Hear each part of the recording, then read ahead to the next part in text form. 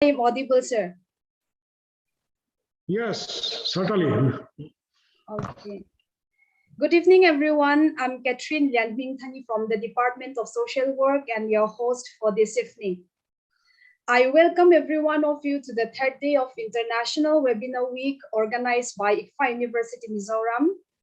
And I, on behalf of the Department of Social Work and Department of Education, would like to appreciate all the participants for your presence here in the International Webinar on Youth and Mental Health, Contemporary Issues and Emerging Responses. Mental health conditions, as we all know, are affecting our society as a whole, not just a small and isolated segment. Mental health conditions are specifically prevalent among young people. It negatively impacts their development, their quality of life, their ability to freely participate in their communities. Therefore, this webinar wishes to create knowledge and awareness about mental health among young people. And with that in mind, to deliver sensitization on contemporary issues related to mental health with specific reference to youth population, our three prominent speakers this evening are going to deliver lectures on mental health issues from different angles. And before I go on, I would like to invite our respected Vice Chancellor, Professor R.P. Vedera, to offer a welcome address. Sir. Thanks, Ms. Catherine, for your elaborate introduction about this international webinar. Good evening and warm welcome to all the resource persons as well as the participants. I, as a Vice Chancellor of ICFA University, on my own behalf, as well as on the behalf of the fraternity of ICFA University Mizoram, welcome. My warm welcome to all the participants as well as the resource persons. As has already been introduced by Catherine, we have today with us Professor Lalbek Diki Namte, Director, College Development Council, Mizoram University, who has almost maybe a little more than 30 years of teaching experience with her and administrative experience and research experience. Then we have another resource person, that is Dr. Lalropoi. She is a counseling psychologist, and she will be talking on mental health and substance use disorders. As well as Professor Dickey is concerned, she will be talking on mental health and education. We have another distinguished speaker, Dr. Maria Nur Sanjeli Bera. She is having her postgraduate degree as well as PhD degree in theology. And she has also worked as associate professor as well as the chairman of the Department of History of Christianity in Bangalore.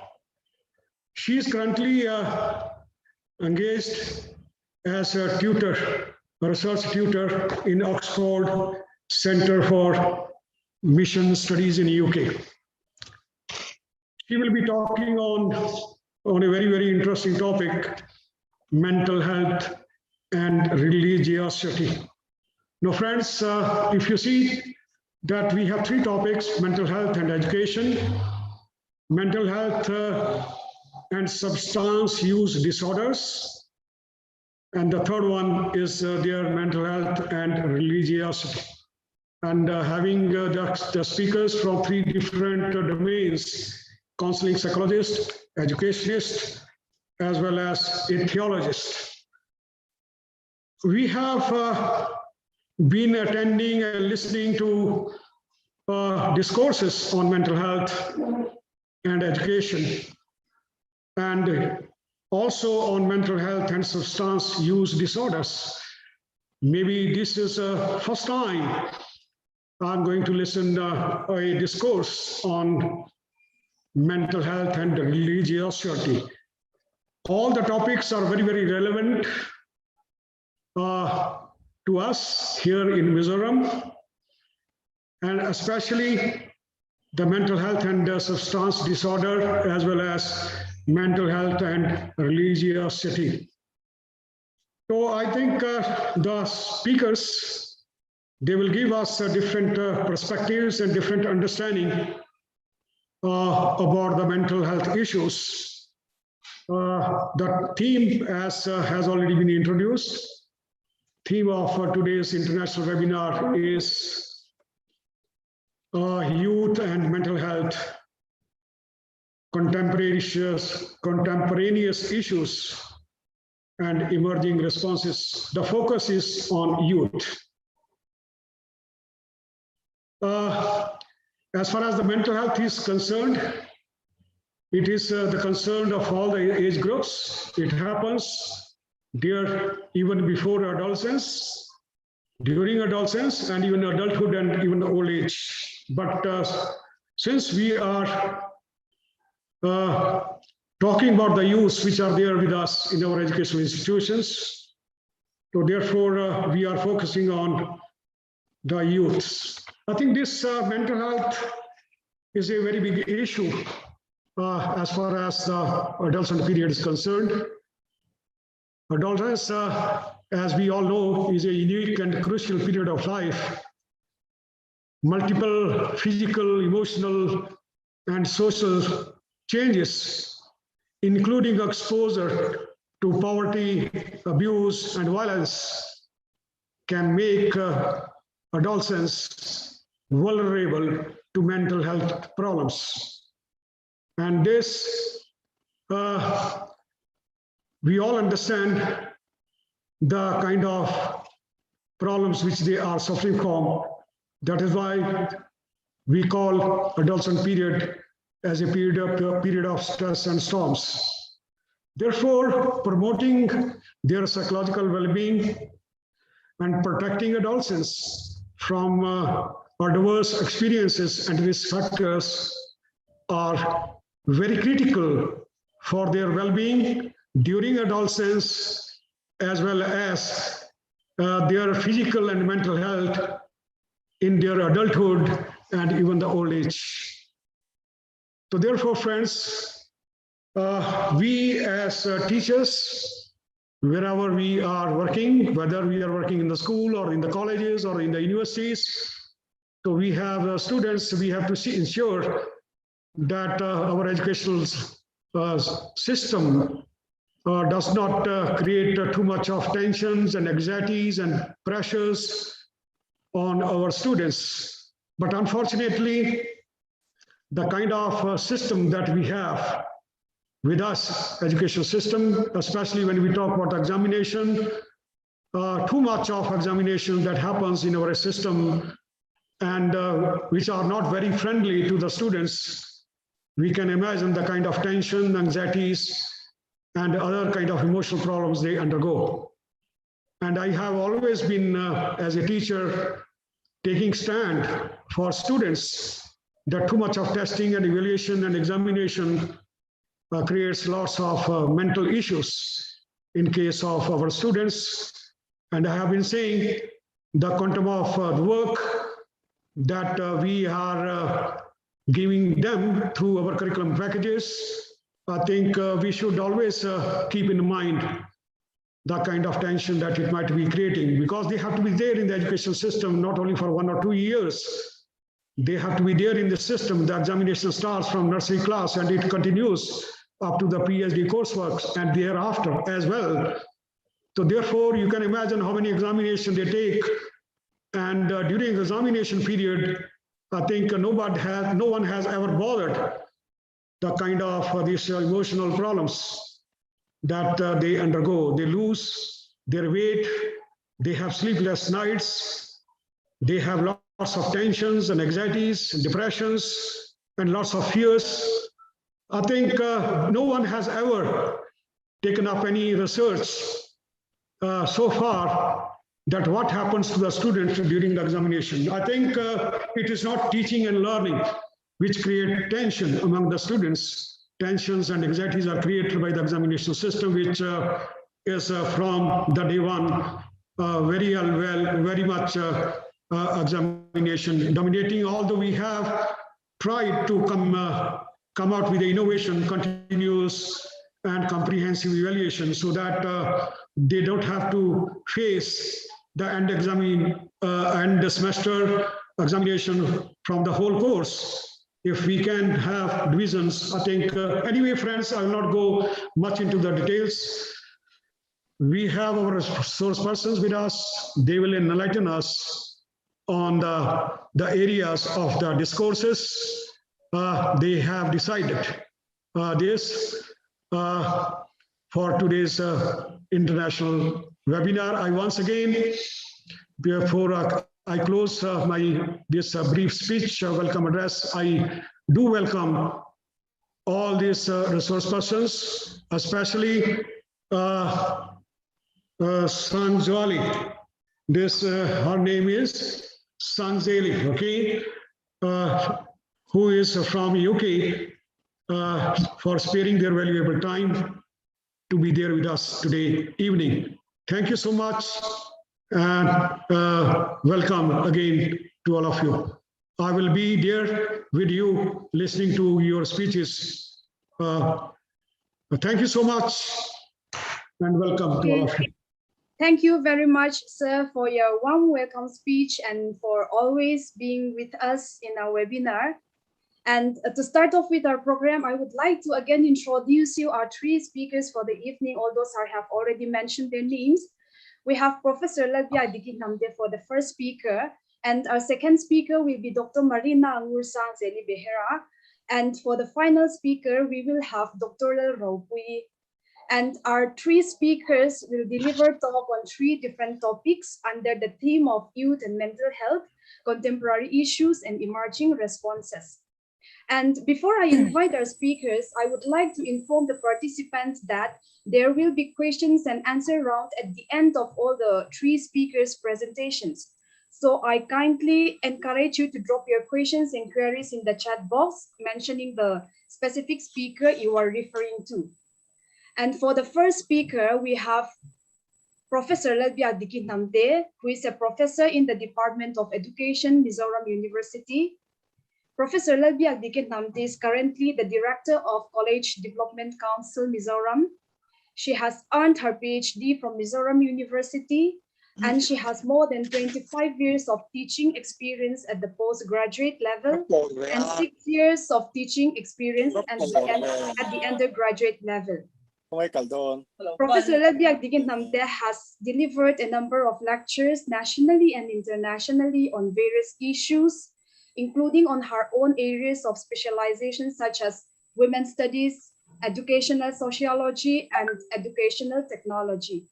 And her theme for tonight is mental health and education. I now welcome Professor Lalbia Dikinamde. Ma'am, if you're ready now, the platform is yours. Thank you, Catherine. Very good evening to Professor R.P. Vadera, who is the Vice Chancellor of ICFI University. He also happens to be my supervisor when I did my PhD. And I want to greet Dr. Raupui and Dr. Marina, who are going to be the co-speakers for tonight, and all the faculty of ICFI and all the participants. I wish you a very warm evening, and I hope that this, whatever we are going to do tonight, will help you in one way or the other in, tackling with mental health problems and issues that we are facing now. Now, let me try to share my screen, yes.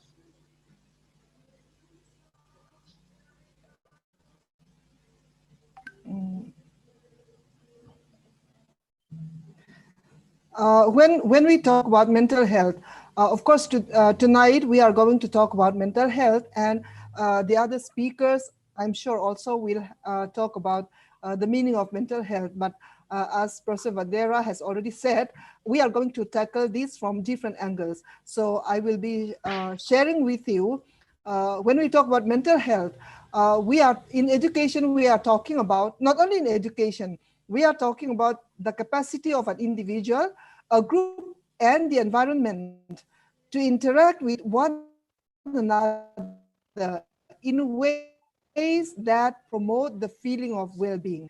So mental health talks about the well-being of an individual, and we can also talk about mental health of a group also.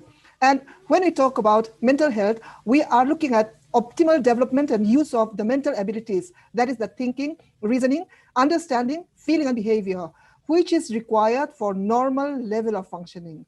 So here we are talking about normal level of functioning, which means a person to be mentally healthy will be able to live and function as an individual, as a member of a society normally.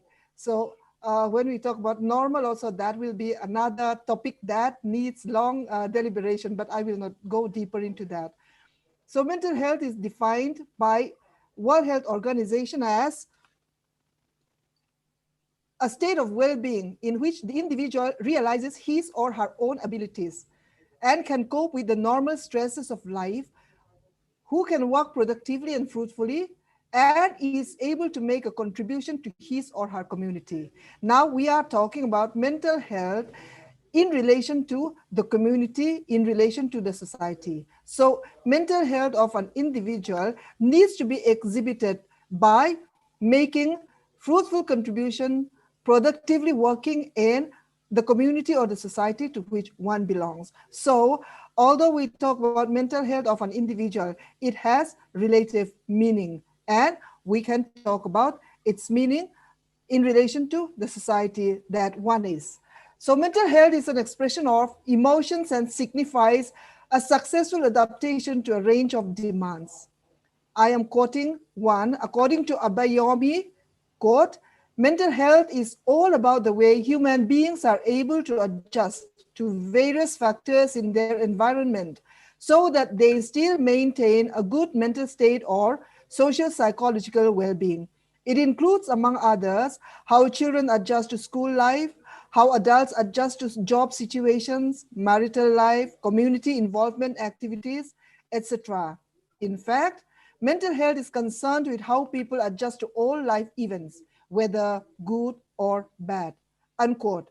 So when we look at this definition also, we can say that mental health problem is not a problem of only adolescents.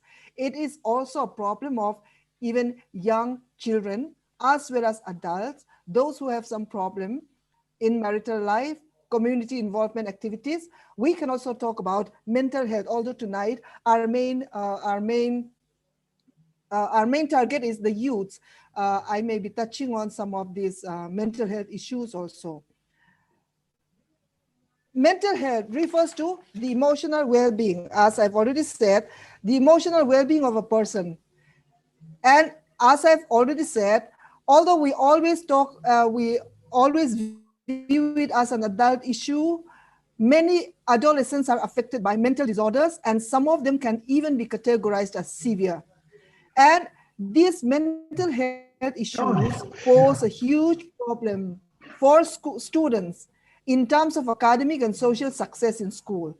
And it also leads to many academic problems. Since tonight I am speaking about education, I am going to talk about how it affects academic problems and how teachers and the school can do to tackle these mental health problems. So it can lead to many academic problems such as poor attendance, difficulties with academic activities, poor social integration, trouble adjusting to school, problems with self-esteem, and other issues.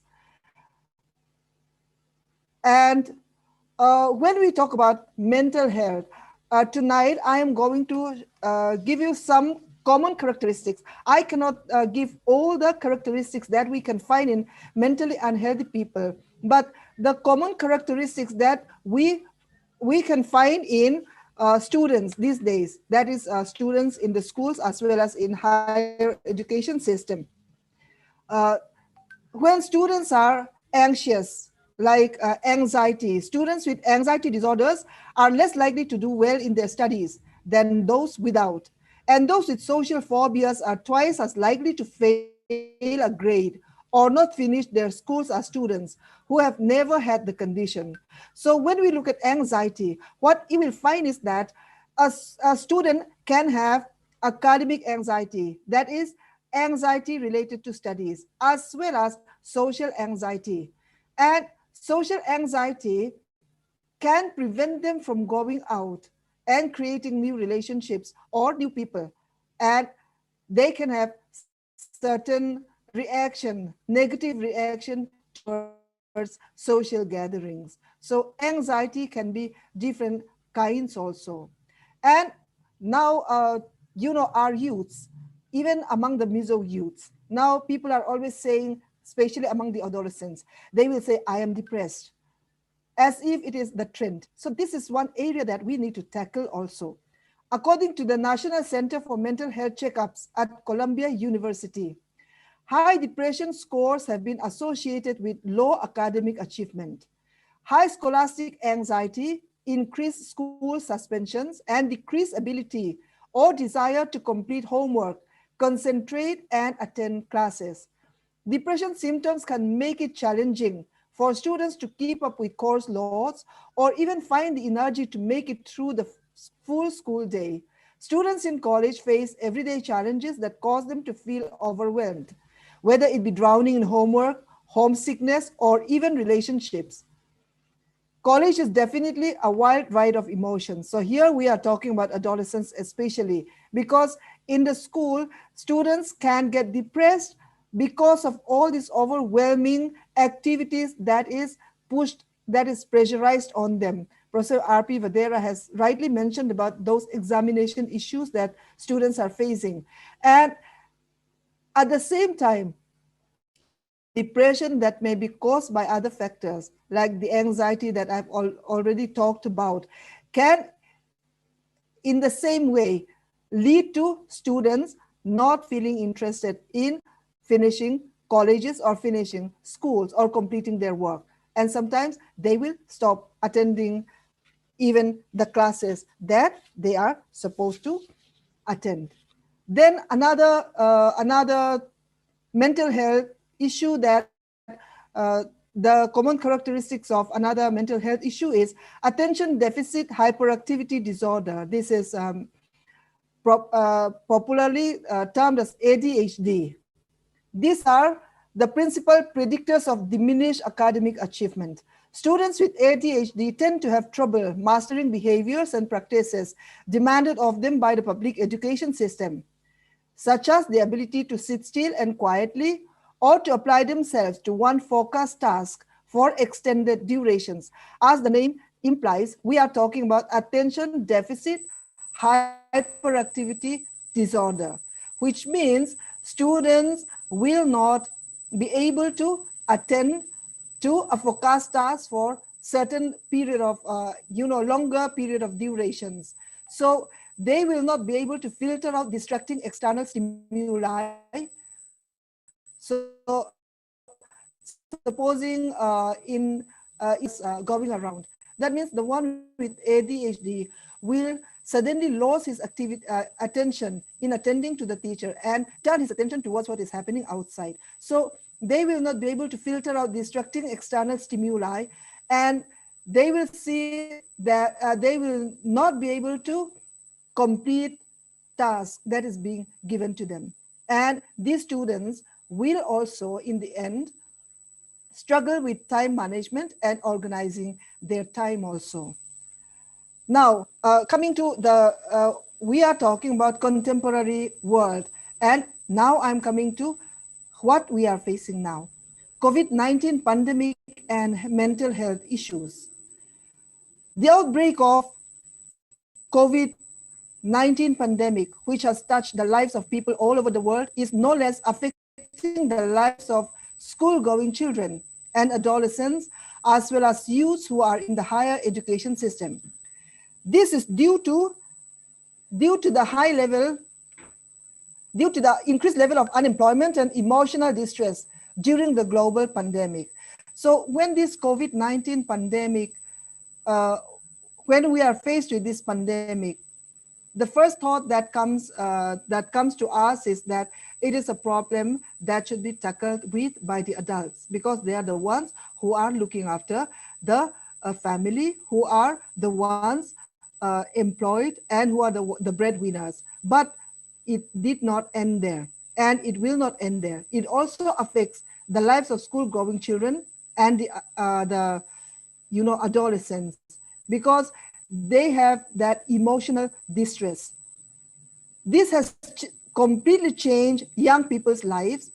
It disrupts the school and their daily routines, and worrying about their safety, being unable to see friends and family, and fears about their futures have contributed to an increase in child mental health problems, from anxiety to depression. So I have talked about anxiety and depression, and now we are looking at the COVID-19 pandemic that we are faced with now, which causes anxiety and depression, because even the youth, even the adolescents, they are scared. They are scared about this whole pandemic thing. They don't know what the future holds for them. Adults are adults, grown-ups are grown-ups, but for them, they find it difficult to understand the whole situation, and they cannot think of what lies ahead, what lies before them, because their whole routine is disrupted. They cannot go to class, they cannot meet their friends, they cannot meet their relatives also, and that is likely to bring them lots of depression and anxiety. For example, in Mizoram, the continued lockdowns, which resulted in closure of educational institutions, have resulted in a shift from the face-to-face classroom instructions and interactions to a new method of teaching learning, which we popularly know as online class. I'm sure many of the participants tonight are also victim to this problem that we are facing, the online class that we are having. And this method, which is new not only to students, but also to teachers, as well as parents, has no doubt resulted in an achievement gap for students. And it is very likely that there will be significant repercussions for the mental health, for the mental health and well-being of the students. This new method of teaching learning, has widened the gap between the have and the have-nots. I don't know whether we have ever considered this, the digital divide that students are facing, even among the teachers. When we talk about digital divide, we can also talk about the teachers having technology knowledge and those teachers who have less knowledge of technology. For them also, there will be an issue of the have and the have-nots. When we talk about have and the have-nots, it's not only the material haves that I am talking about here. It's the ability also that teachers, there is a gap between teachers who have technical know-how and those who do not have. And this is one significant negative mental health effect due to the stress of the outbreak. The pandemic gives us certain kinds of stress. In the educational sector also, the students as well as the teachers have lots of mental issues that is related to the academic life of the students as well as the teachers. Now, coming to, I am now concentrating especially on the pandemic that we are faced now. The impact on children, impact on young children. Although we are talking about youths, we cannot, there is a very thin line between children and youths. So we cannot just focus on the youths alone. In young children and adolescents, the pandemic and lockdown have a greater impact on emotional and social development compared to that in the grown-ups.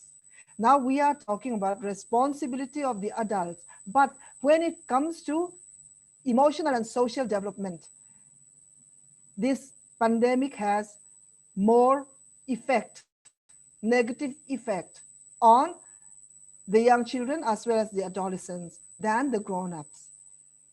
In one study, it was found that younger children, that is 3 to 6 years old, were more likely to manifest symptoms of clinginess and the fear of family members being infected than all the children, that is 6 to 18 years old.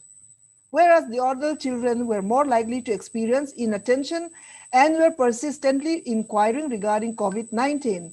Severe psychological conditions of increased irritability, inattention, and clinging behavior were revealed by all children, irrespective of their age groups. Now, if we look at this, increased irritability, we are all irritable now, easily irritated, even the grown-ups. Much so is with the adolescents and young children. When their life is disrupted, for adults, for grown-ups, we somehow are able to manage our own mental state. But for them, it became a problem. So they become increasingly irritable and they become inattentive.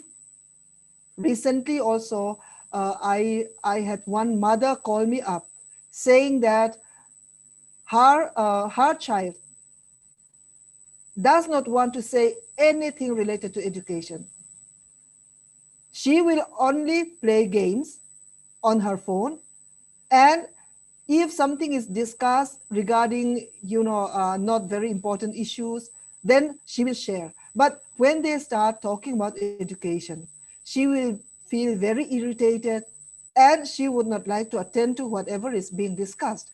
So these are not that students have become or young people have become irresponsible, but rather they are affected by the pandemic because they are thinking about their future. They are thinking about the disruption of their normal life, which they have become so comfortable with.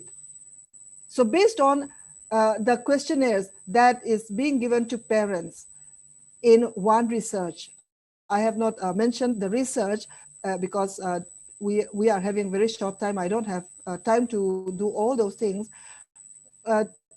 Parents revealed that their children felt uncertain, fearful, and isolated during current times. And it was also shown that children experience disturbed sleep, nightmares, poor appetite, agitation, inattention, and separation related anxiety.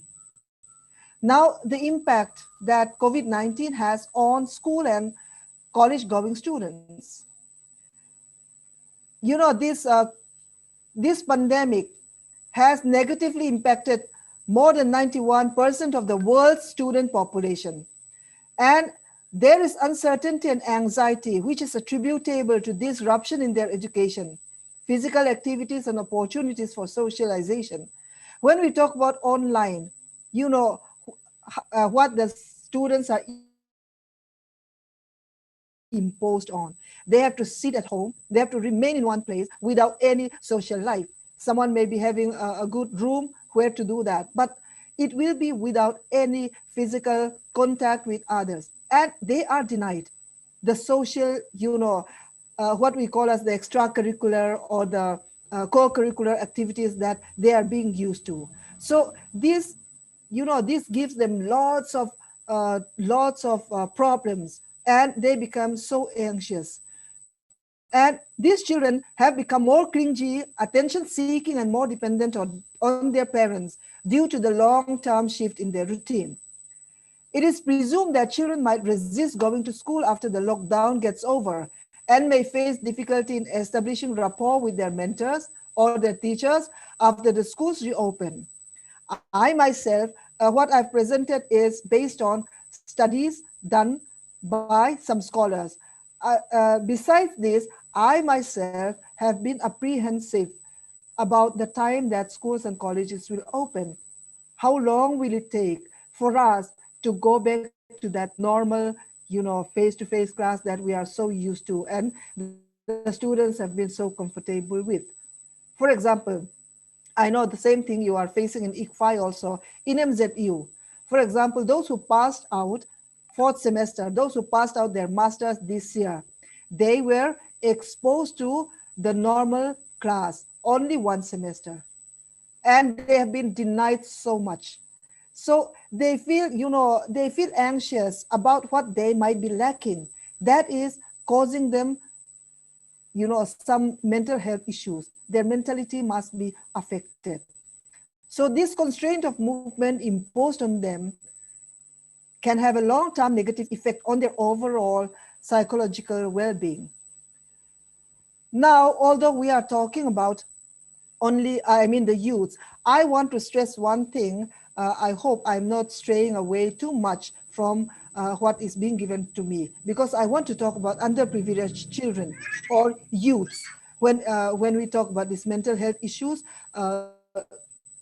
connected with the pandemic that we are faced with now.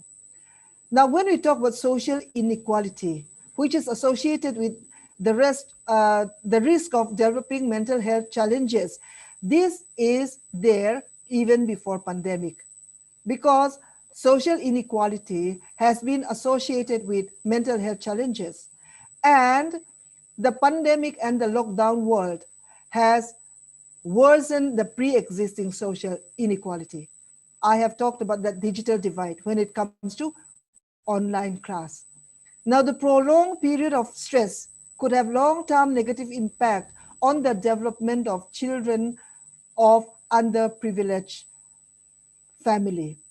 For instance, in India, which has the largest child population in the world with 472 million children, the lockdown has significantly impacted 40 million children from poor families. These include children working on farms, fields in rural areas, children of migrants, and street children. An increasing number of poor and street children now have no source of income, making them a high-risk population to face abuse and mental health issues with greater vulnerability and exposure to unfavorable economic, social, and environmental circumstances. We may think that these poor children are very tough. If we go into the mainland India, look at the railway track, and lots of children. And you may think that these are, I think,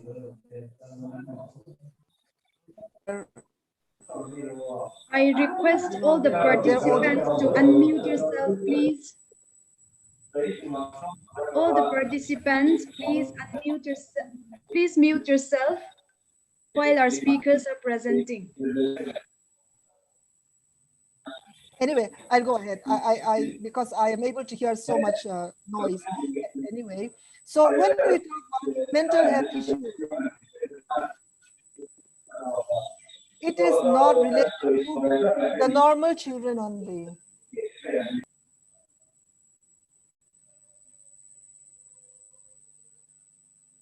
I think it's clear now. So during the time of lockdown, an increasing number of poor families have no source of daily wages, which lead to frustration and feelings of helplessness. By the reason of displacement, the frustration and family conflict manifests itself in the form of violence towards children.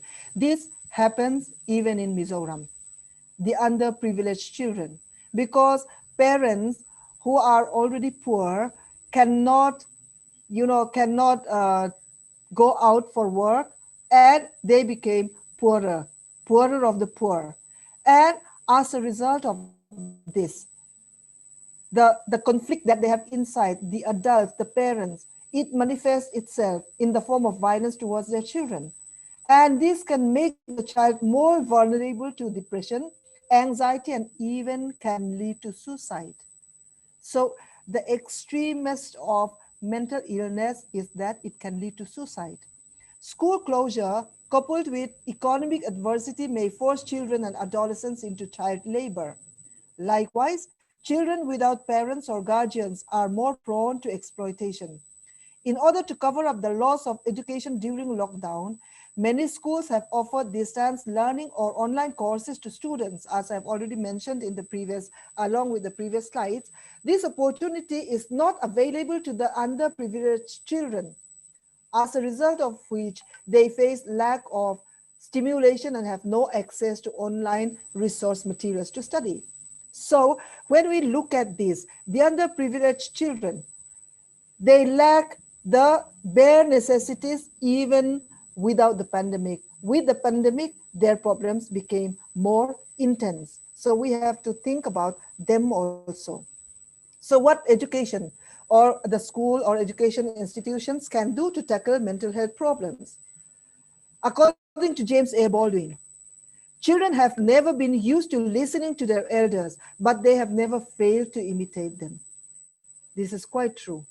It is not only the responsibility of the parents, but also teachers to look out for any mental health symptoms in children and take measures to help the child.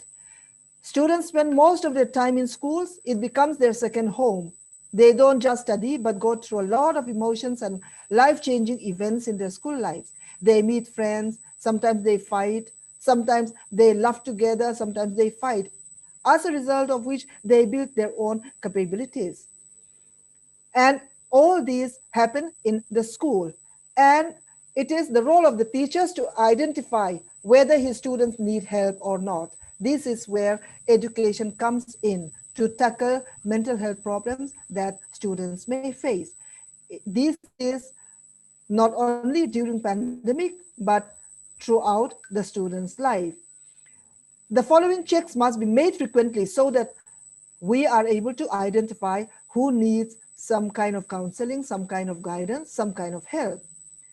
When a student does not mix up with other children, or when he gets into lots of fights and shows abrupt changes in mood, when he is constantly distracted in class, or always shows up with incomplete homework or workbooks, when he is not able to finish his tiffin or any type of eating disorder, when you find that a student is always tired and sleepy throughout the day, or when he or she, when I say he, it doesn't mean a he only.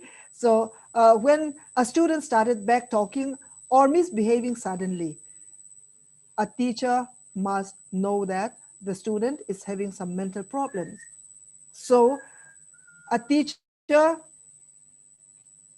does not, should not resort to punishment straight away. Because let me go back. Sometimes when as teachers, when we find someone getting into fights, or when we find someone who is tired and always sleeping, or when a student starts talking back to me or argues with the teacher, we always resort to some kind of punishment. In some cases, when a child misbehaves or turns up with incomplete homework, the teacher will resort to punishment. That is, he may give extra homework, or he may let the student stand outside the classroom, or he may let him write some imposition. We call it as imposition. But this won't and has never helped any child in school. For instance, when a child is lonely and refrains from mingling with other kids, making him forcefully play with his friends, or you know making him play compulsorily during PT period is not the correct way to handle it. So these are the points that teachers should keep in mind for effectively helping a child who may be having some mental problems. First thing is, the teacher should try identifying the mental health symptoms and also keep a track on the academic progress of every student. Every teacher should know what his student is facing, whether he's facing a problem, whether he's having problems at home, or academic, individual attention must be given to all the students in your class, supposing you are a teacher. Secondly, if any kid is showing even the slightest sign and or any abnormal change in the behavior, the teacher can discuss this with the child, and there should be a relationship of trust with the students so that they can open up and share what's bothering them.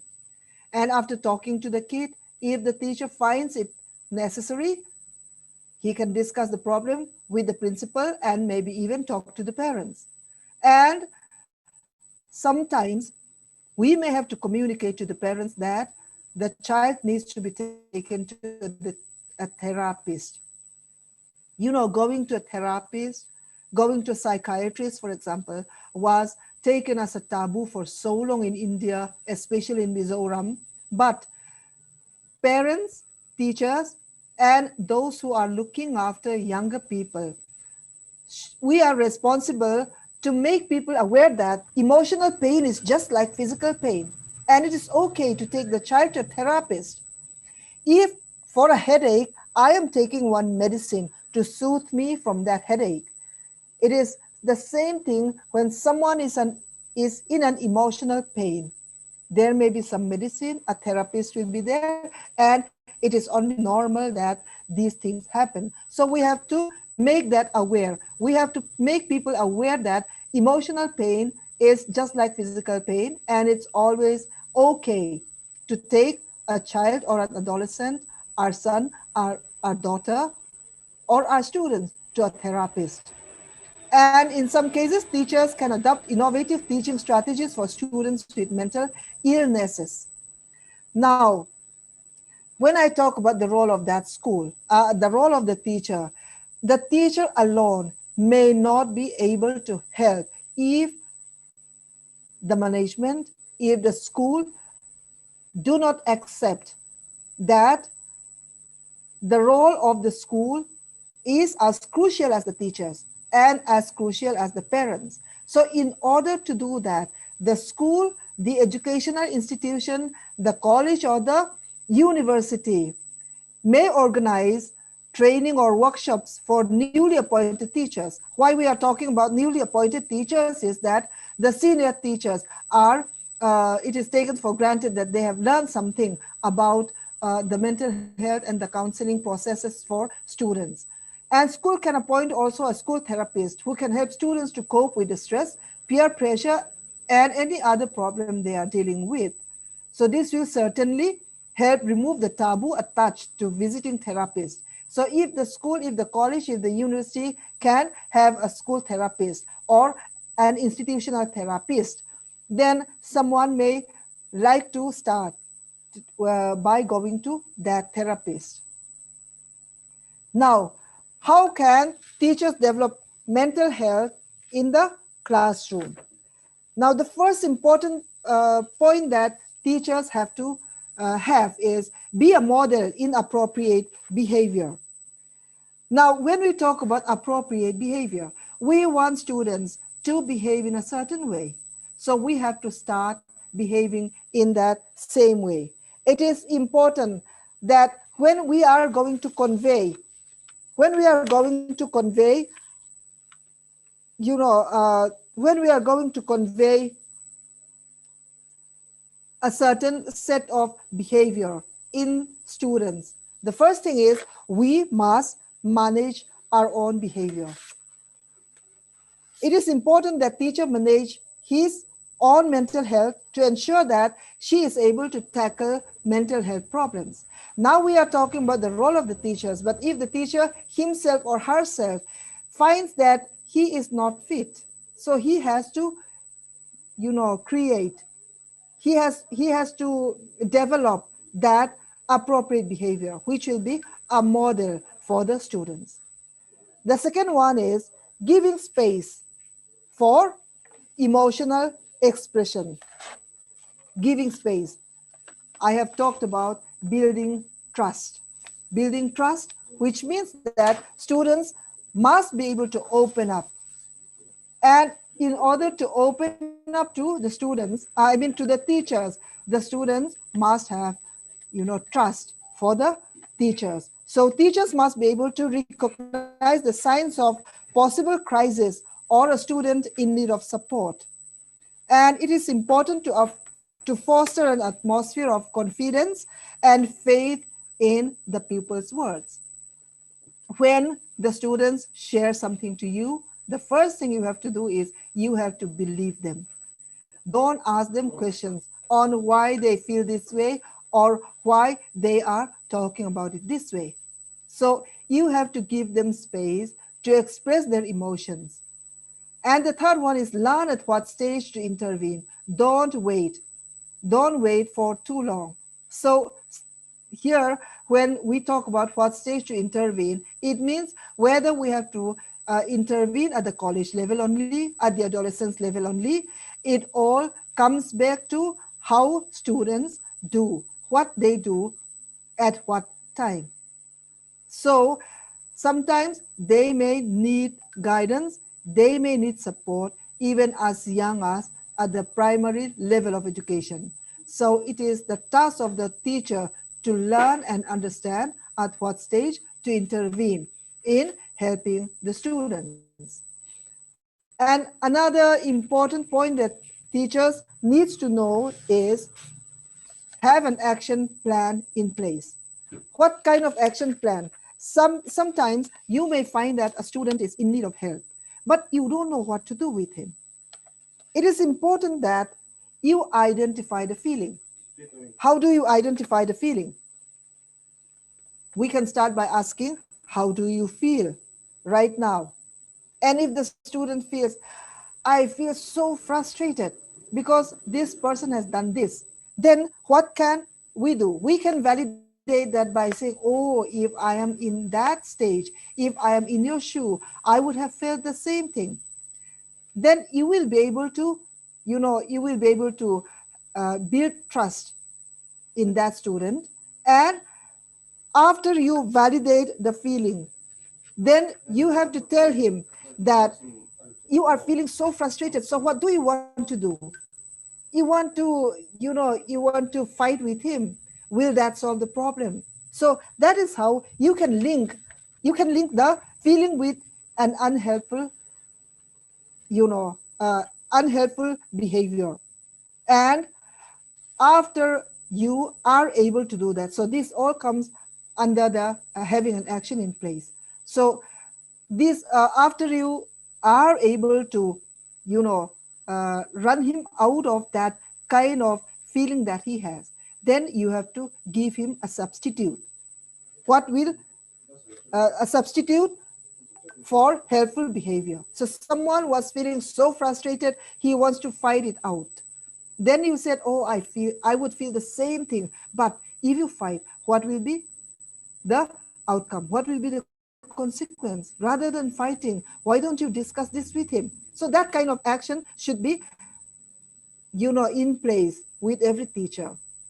And the next one is learn to identify the signs of trauma in students.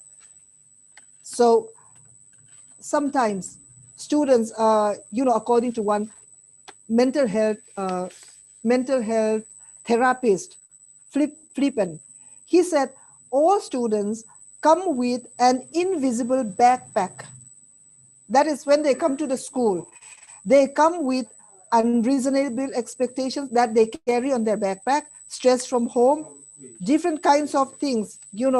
Sometimes it may be hunger. They may come with, they have been abused in the family. They may have a sense of loneliness. So all this trauma that students come with in the school, we have to identify. And when trauma symptoms appear, punishment is not the answer, as I've already said. And after we are able to identify the signs of trauma in students, that means we can understand their mental problems. And at that time, we will be able to understand when and how to escalate, how to, bring the problem into light, discuss it with them, discuss with the principals. Maybe we have to go to their parents also, understand when and how to escalate. When sometimes we may not have to escalate, sometimes we may be able to bring down the problems and solve with them, work out what we call as alternatives with them. But sometimes we may have to go to the principal, to the higher authorities, or we may have to discuss this with their parents. So we have to understand when and how to escalate. So we all need to remember that teaching is one of the toughest professions, and the demands placed on teachers today are extremely difficult. Yet they still do the impossible, that is the teachers. and continue to have an amazing impact on the lives of their students. So teachers have an amazing impact on the lives of the students. So although the role is very difficult, teachers should always accept that they have a very significant role to play and they can help them. Now, the role of the school and the teachers during COVID-19 pandemic. I am now particularly talking about the problems that we face during this time. Teachers can devote some time related to educating about COVID-19 and preventive health behavior by using the guidelines of the international organizations according to the maturity level of the students. In Mizoram now also, we have even young children talking about what we call as the SOP, what we call as the CAB. Now everyone knows what is SOP, everyone knows what is lockdown, everyone knows what is quarantine, home isolation, and at each level, at each maturity level of the students, the teachers can devote time in educating the students, and they can be the model and enact through their behavior the preventive measures. So we always talk about modeling because students are always imitating their teachers, always trust their teachers. And creative online academic classes and even non-academic sessions must be held with the students. Now, when students talk about online classes, they feel bored because they know that teachers are going to talk about only the content of the textbooks that they are to study. But teachers can also organize non-academic sessions by making their classes more interactive, engaging students in the form of quiz, puzzles, small competitions, and giving more creative home assignments to break the monotony of the online classes. If students feel bored going to the face-to-face class that we are so accustomed to, that means online classes is going to be more boring. So it is going to be the task of the teachers to make it more creative and to make it more engaging and more interesting to the students. And teachers have a role to play in the promotion of mental health among students. This is the main theme of tonight's discussion. So I will not go into detail because I've said so much about this. And teachers can make children understand the importance of pro-social behavior. So here we are talking about relating our behavior, relating the behavior of adolescents and schools. I've taken so much time. I will try to make it shorter now. And lead the students to pro-social behavior. And, try to inculcate human virtues like empathy and patience among others. Because now we are talking about resilience. We are talking about empathy and patience. And students at every level must understand their role in the society, and they must understand that social distancing is not equivalent to emotional distancing. Another important point is teachers need to interact with parents online or through phone regarding feedback about their children and the mental health of their children. Because of digital divide, sometimes students may have lots of problems. So it is important that teachers are always in contact with the parents. And teachers can be the doorway for identification and referral to specialty mental health providers. And reading materials related to academics and life skills should also be made available to the underprivileged children. As I have said, underprivileged children are the most negatively affected children. So we have to take care of them as teachers also. Lastly, this is not only for the teachers, this is for every one of us who are here tonight. What are the effects of COVID-19 pandemic on our mental health? During this difficult time, it's important to continue looking after your physical and mental health, not only the adolescents, not only the youth, but for us also. It is important to continue looking after our physical and mental health. This will not only help ourselves in the long term, it will help us fight COVID-19 even if fate gives us. So first, eat a healthy and nutritious diet, which helps your immune system to function properly. Secondly, limit your alcohol consumption. I hope this is not for us. And avoid sugary drinks. Third, don't smoke. Smoking can increase your risk of developing severe disease if you become infected with COVID-19. Fourth, exercise. With that, I say thank you, and I hope we will have more, talks on this, which will be very important and relevant to all of us. Thank you so much. Thank you, Professor Ladbia Dikihnamte, for your insightful and very interesting speech.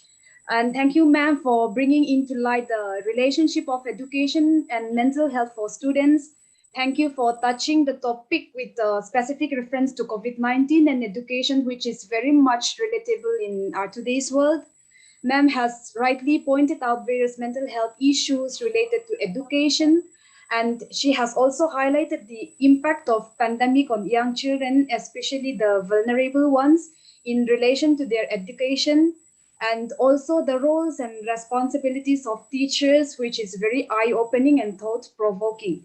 Thank you once again, ma'am, for your wonderful time. And I remind the participants that if you have any questions related to the topic ma'am have just presented, you can drop them in the chat box. Ma'am will respond to it at the end of all the 3 presentations.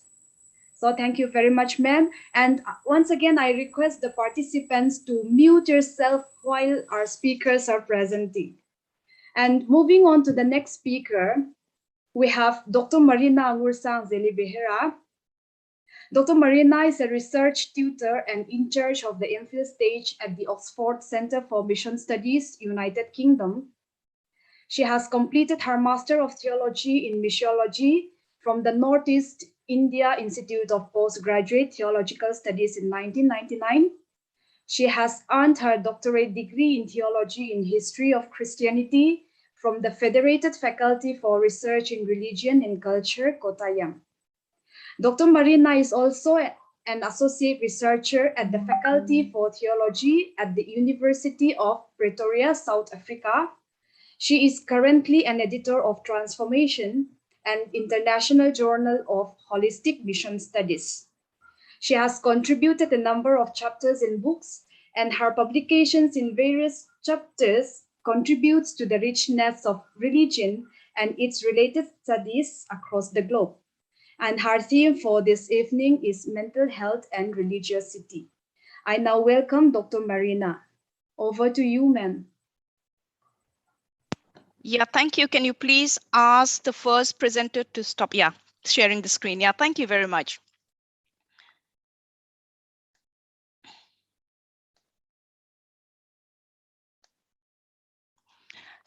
So thank you for the invitation to participate in this webinar and to contribute to the discussion on youth and mental health, contemporary issues and emerging responses.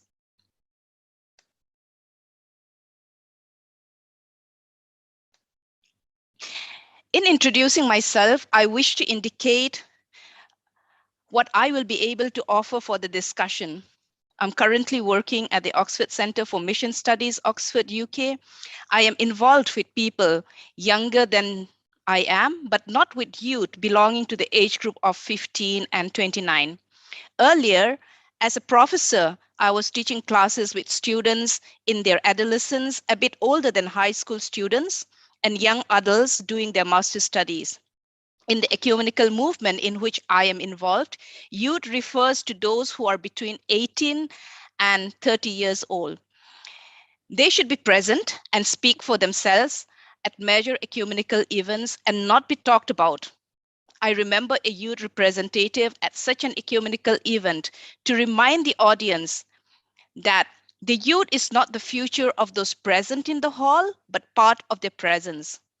Persons of this age group whom I meet also at ecumenical events often are in the process of getting their qualification as students or doctoral candidates and are considered as those who are not yet fully settled in life and holding positions. In a similar way in society, Youth are usually looked upon as those who are yet to be adults in the future. School and education prepare them for future tasks, and parents invest in their education so that later the education will give a return. To look at youth in the perspective of what they are not yet, but are expected to become, is one of the challenges for this age group, which puts the pressure on them to meet the expectations. In Western societies, you can add the general challenge that everyone is told that it depends on you whether you achieve something or not. Even though it is evident that the social background of children has a decisive impact on their performance in school, education, and possible future jobs. Often enough, when they fail to become a good singer, a lawyer, or a medical doctor as parents hope, they are told that they did not want it enough to strive hard for it, or that they simply did not work hard enough. This gap between the social realities and the dominant ideology adds, in my understanding, the pressure on youth, and some develop in response, anxiety or behavioral disorder or depression, which are key issues for adolescents' health. In the corona pandemic, at least European societies have experienced an additional growth of youth suffering from depression and anxiety disorders. Before developing this aspect further from a theological and faith-based perspective, I will present some general observations on the situation of the role of religion for the well-being and mental health before I focus on youth, religiosity, and mental health issues and comment on the impact of corona. I will conclude with some general reflections on the possible responses from the perspective of the church.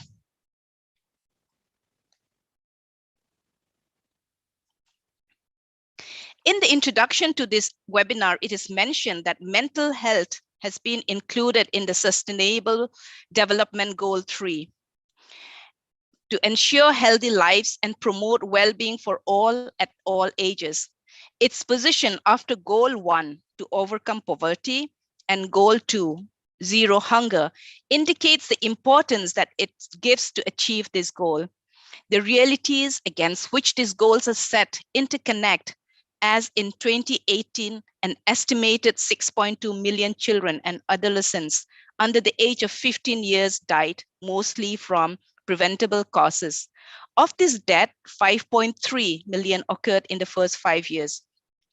The point I wish to highlight here is that the preventable causes are in many cases effects of poverty, malnutrition, and unhealthy life conditions, including lack of health services. The high number of suicides in this case, in this age group you mentioned in your introduction to the webinar, certainly come under preventable causes. This is a sad reality, a big challenge, and a burden to societies which have to cope with the loss of so many lives. There is a long debate on the impact of religion on well-being. In general, one can say that religious teachings and the solidarity in faith-based organizations can have a positive effect on the livelihood and the development of communities. In the recent decades, faith-based organizations have become important partners in development work. Many churches and church-based organizations around the world, like the World Council of Churches, ACT Alliance, subscribe to the Sustainable Development Goals and partner in mission and development work in that framework.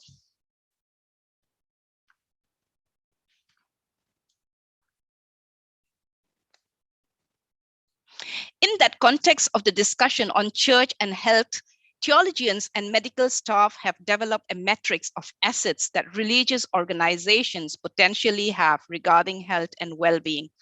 The matrix differentiates between tangible and intangible assets. In the field of tangible direct assets, health services like hospitals and staff that are funded or supported by churches or congregations are listed.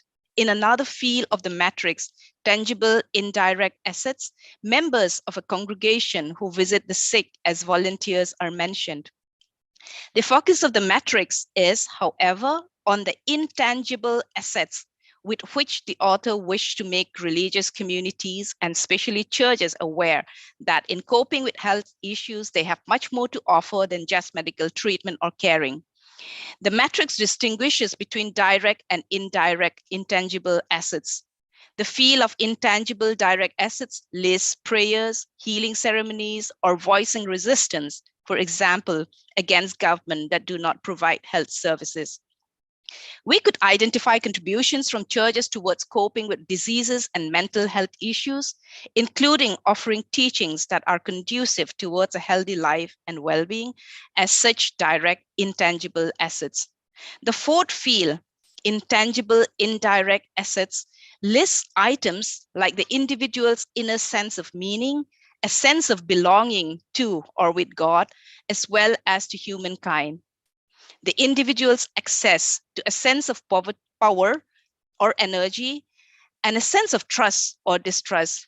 This reflects dimensions of religiosity in the sense of forming a religious internal self-relation. Christian religiosity refers to how one makes sense of God and of oneself as God's creation, how one assesses oneself as a religious individual and a member of a faith community. All these aspects have an impact on one's daily life practices. For the formation of this religiosity, the teaching of the faith community on various issues and the experience as a member of the fellowship are important. The question then is, what have members of a faith community internalized as image of a safe and healthy life conduct? And what do they consider to be a good Christian life? In other words, what have I been taught to avoid and therefore shy away from so that I will not risk my well-being, both spiritually and physically? This dimension is, however, rationally ambiguous and emotionally ambivalent. We have seen in the context of the HIV/AIDS pandemic that church members who were infected were taught in some regions that they surely must have sinned and that the infection is God's punishment for them. To feel one is a sinner and having to cope with HIV from such a self-assessment would be an example of a negative, intangible, indirect asset.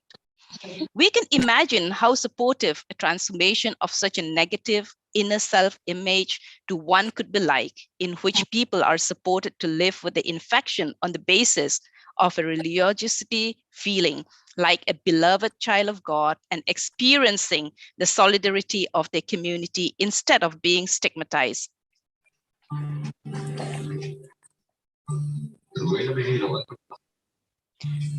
This ambiguity and ambivalence in how HIV/AIDS have been seen extend to mental health issues. It is evident that the perspective theologians and Christian counselors have on depression, anxieties, and other mental health issues has a decisive influence on the intangible assets or resources faith-based communities can mobilize and offer. One such asset is a healthy and affirming religiosity. I introduce it as a religious inner self-relation with various dimensions. Religiosity can be acquired and formed by being a member of a church, and it can have a very positive influence. In addition, congregations and fellowships can be support systems for people who suffer from mental health issues by offering them a general acceptance of their moods and by offering modalities to express their grievances in lament and prayer. The stability and regularity of church life can be a supportive factor for people suffering from mental health issues, and the burdened and those suffering are welcome. Coming to youth, I already introduced the position I'm speaking from. I offer some observations on the situation of youth in Northern European countries and some reflection on the issue of mental health from the perspective of religiosity and churches. According to the Indian census of 2011, 1 in every 6 people in the world is Indian, and 1 in every 15 is an Indian teenager. According to the census of India, 211, nearly 2/3 of Indians are under 35. By 2020, India will be the youngest country in the world with an average age of 29 years, compared with an average age of 37 years in China. I quote these numbers to highlight that the age pyramid in most of the European countries is quite the opposite. In many of their countries, the birth rates decline and people live longer, and they speak of overaging societies in which less and less youth need to support the social cost of more and more elderly retired people. Another decisive factor, if it comes to religion, is the growing secularization in these countries, especially among the youth. Demography and secularization are both important factors to note in order to give you an idea. The extent churches have access to the youth varies. A recent study for the Catholic Bishops' Conference for Europe, for instance, shows that 91% of youth in Czech Republic do not identify with religion, but in predominantly Roman Catholic Poland, this rate is only 17%. The rate for UK, where I live, is 70%. This means that 22% of the UK youth identify with a Christian community and 8% of them name other religions. This naturally affects the influence churches and their teachings on the relation between religiosity and mental health can have on youth. In the more secularized countries of Europe, we need to take into account that most of those who suffer from mental health issues would consult psychologists and not religious counselors. This is quite different in the majority world, for instance, in Mizoram, with vibrant religiosity, but often poorly developed medical and psychological structure, where youth attend the churches and would find support in counseling.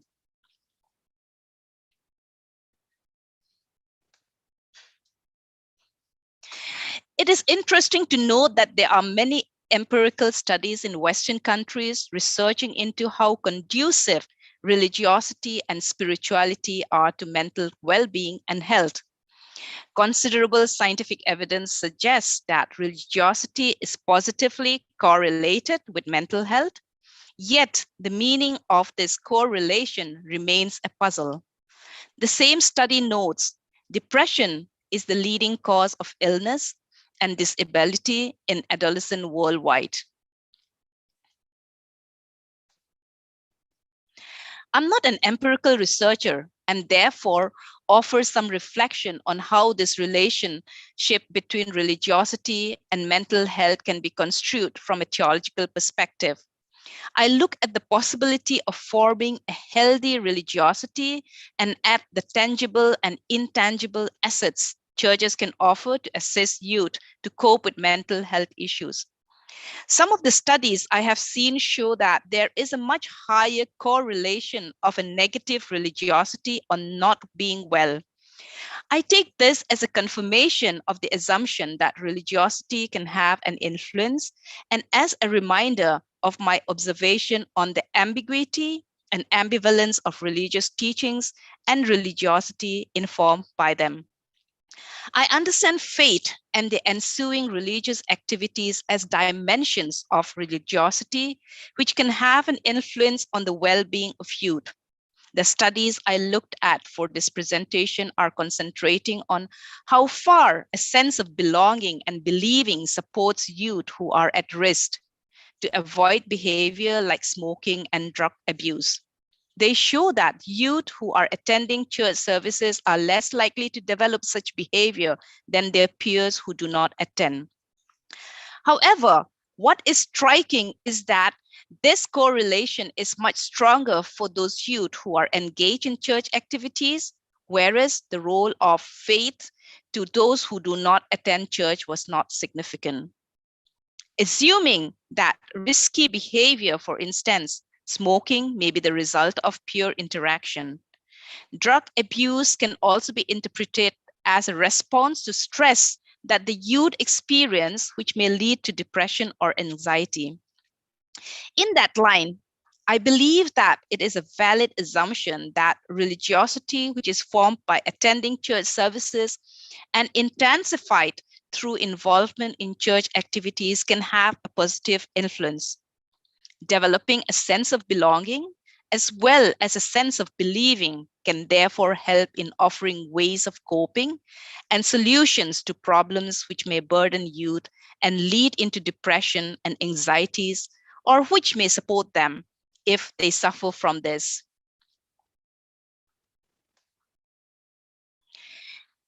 Corona, as we all know, afflicts the whole world, and we will see its lingering effects only in the years to come. The pandemic forces us to think globally and at the same time act locally. One of the important points is that not only the different countries or regions are affected in specific ways, but also the age groups. In European countries and in the UK, we observe a high increase of depression, anxieties, eating disorder among the youth with the pandemic. The youth was not the group most endangered by the virus, and many may have gone through a mild infection of the first variant without too much health trouble. My assumption is that the named mental health issues are consequences of the lockdown and the long period in which this age group was exposed to many stressors and missed contact with their peers. Youth depend much on their peer group, and the missing interaction could not really be replaced by the heavy use of the social media through which they could stay in contact. Another stressor point is most probably the pressure of learning. Those who had access to the necessary equipment at home and are good in learning may not have so much stress like those where the access to a netbook, etc., was restricted and who need more assistance in order to meet the learning objective. It may have added to the stress, as reports show the school were not prepared for online teaching, and most of the teachers had no knowledge in teaching online. At the same time, the churches went online and offered services, prayer groups, and activities online. One of the emergent points is that this shift encouraged people beyond the congregations to do their own thing, and among them were the youth who had already developed the inclination to be online. From the point of religion and religiosity, it seems to me that with the pandemic came a dramatic breakdown of the certainty structure for the youth in the affluent societies in the West. Being in lockdown for long periods and following the public debates, they would have realized how their whole society was struggling to find a way. All of a sudden, many families experience existential issues like the loss of income, and the youth had to cope also with the anxieties and stress of their parents, which shook their stability and plausibility structures of their future. I have not seen any reports indicating that youth in the Western countries have become more religious in this period, but the search for meaning and certainty went deep. There certainly is the realization that assumed certainties and sureness can quickly crumble away, and that there are no safe and solid answers to all questions. This makes religiosity more relevant if it can help in fostering and developing attitudes like trust and confidence. In a way of conclusion, I repeat that religiosity for me is one of the intangible indirect assets which the mentioned asset metrics highlights as a resource churches can assist to develop. In the West, an often quoted phrase says that belonging to a Christian community precedes believing. I would argue that this observation coincides with the finding I quoted, that youth who are not only attending churches, but are involved in church activities are those who show a significant higher level of a safer and more healthy life. In that line, I think that churches can and should reach out to the youth. They need to, however, find ways of offering activities in which youth can develop their own agency, not just being the passive receiver. In the context of a religious setting, this can lead to a healthy inner self-relation as religiosity, which includes offering the youth the opportunity to be accepted as they are now and not always be seen as the future ones they are expected to become. There are great differences between the different church communities in various regions. Some may have teaching and assistance that could impair the development of a healthy inner self relation by inducing fear and anxiety of punishment, by what the All Africa Conference of Churches calls misleading theologies. In the Western countries where so many youth do not attend church and have no relationship to God, it shows the churches are the possibilities that they could use.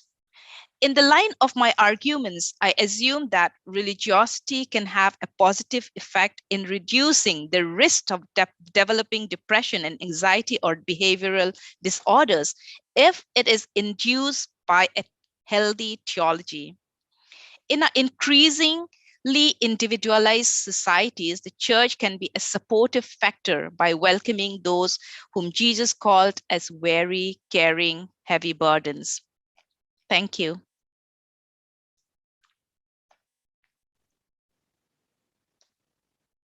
Yeah, thank you.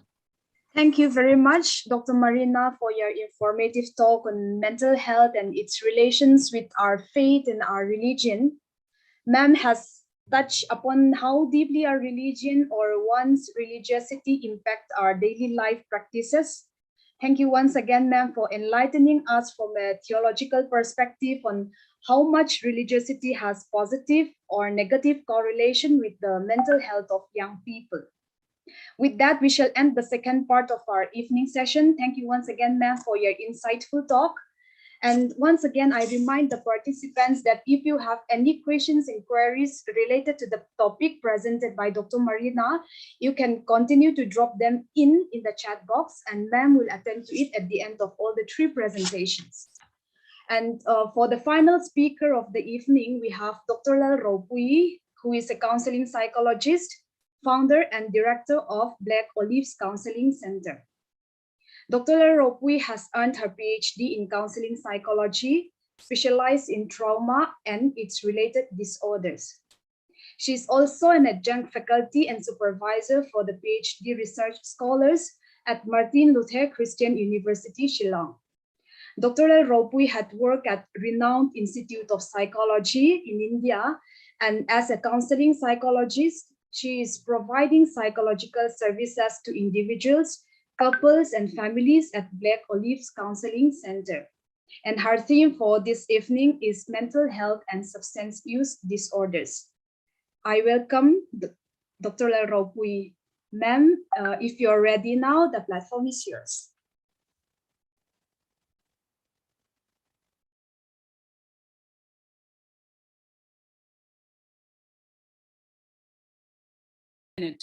Okay, sorry. So my network is not that great. So now I am trying my level best to, not to have any difficulty while I was doing my presentation, but I'm ready with another mobile phone. So please bear it with me if I have any, issues with the network. I am trying to start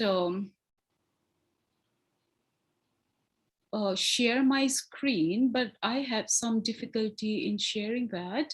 So what am I supposed to do? Can I share it with the Google Drive?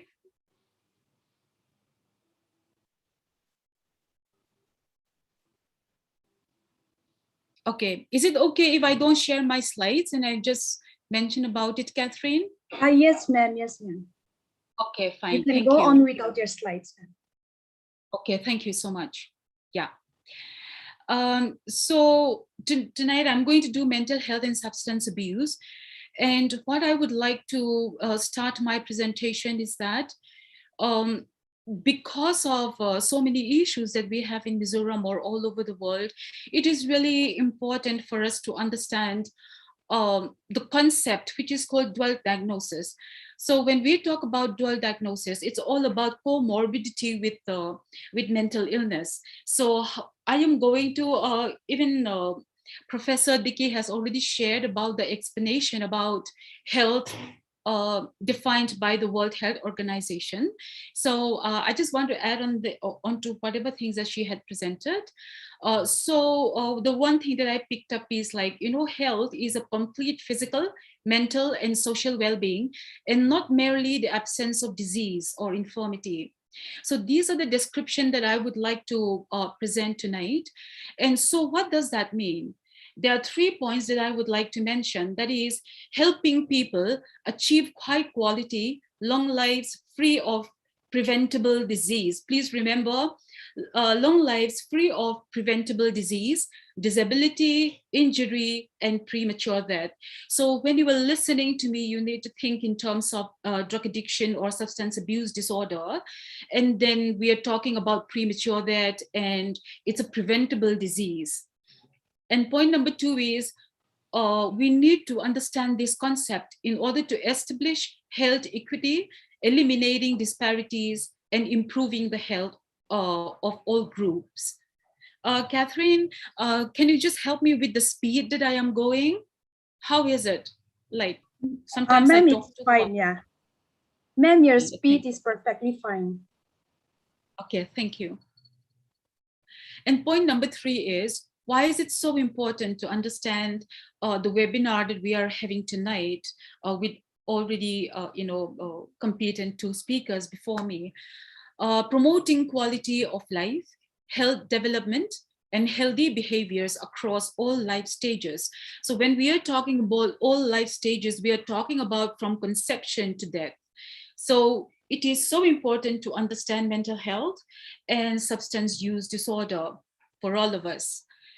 So when we are talking about mental health and well-being, it extends beyond one's physical condition and includes other important areas of functioning and quality of life, such as mental illness and substance use disorders. So I am going to concentrate from the substance use disorders perspective. Healthy People 2020 policy and prevention goals include reducing substance use among young people, including children, and decreasing the prevalence of mental disorder, particularly suicidality and depression, while increasing treatment access. This is a project that Healthy People 2020 has.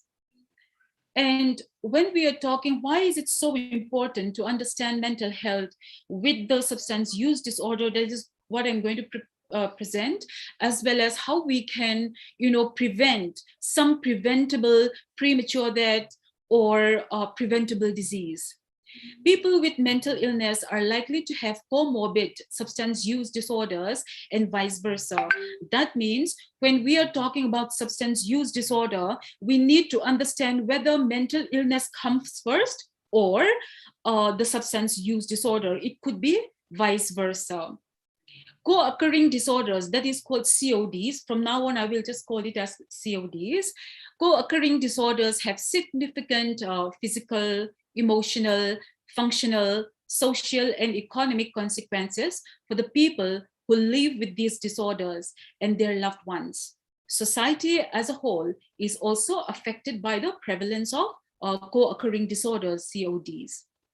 Over the past 2 decades, the behavioral health field's knowledge of the outcomes, service needs, and treatment approaches for individuals with CODs has expanded considerably. But gaps remain in ready access to services and provision for timely, appropriate, effective, and evidence-based care for people with CODs. Co-occurring disorders are complex and very bidirectional. Bidirectional means you just cannot have a linear predictor. It could come from all over the places. It could be from the society, from the family, from the individual, from life's experiences, as the previous speakers have talked about trauma. So many things could lead to bidirectional co-occurring disorders in a person. And some of them, they can wax and wane over time.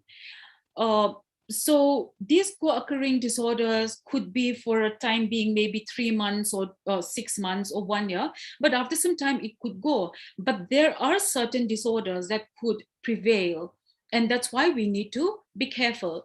And what I would like to suggest is, like, service providers, supervisors, and administrators should be very mindful of this when helping clients make decisions about treatment and level of care. So these days, people are searching for an individualized or customized treatment rather than a generic treatment.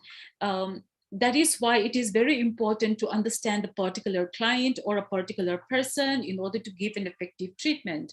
And that's why competencies level is very important, and training and reading, they're so important. Otherwise it's very difficult to catch up with the existing or the emerging issues that we are having.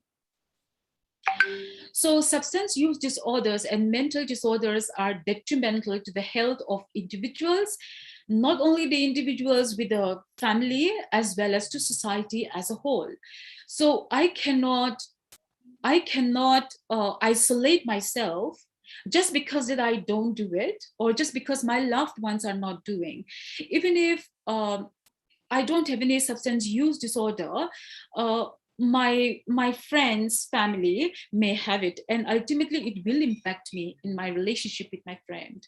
So it is everyone's job, to be aware of what's going on. The tendency of these disorders to co-occur can make the damage they cause more extensive and complex.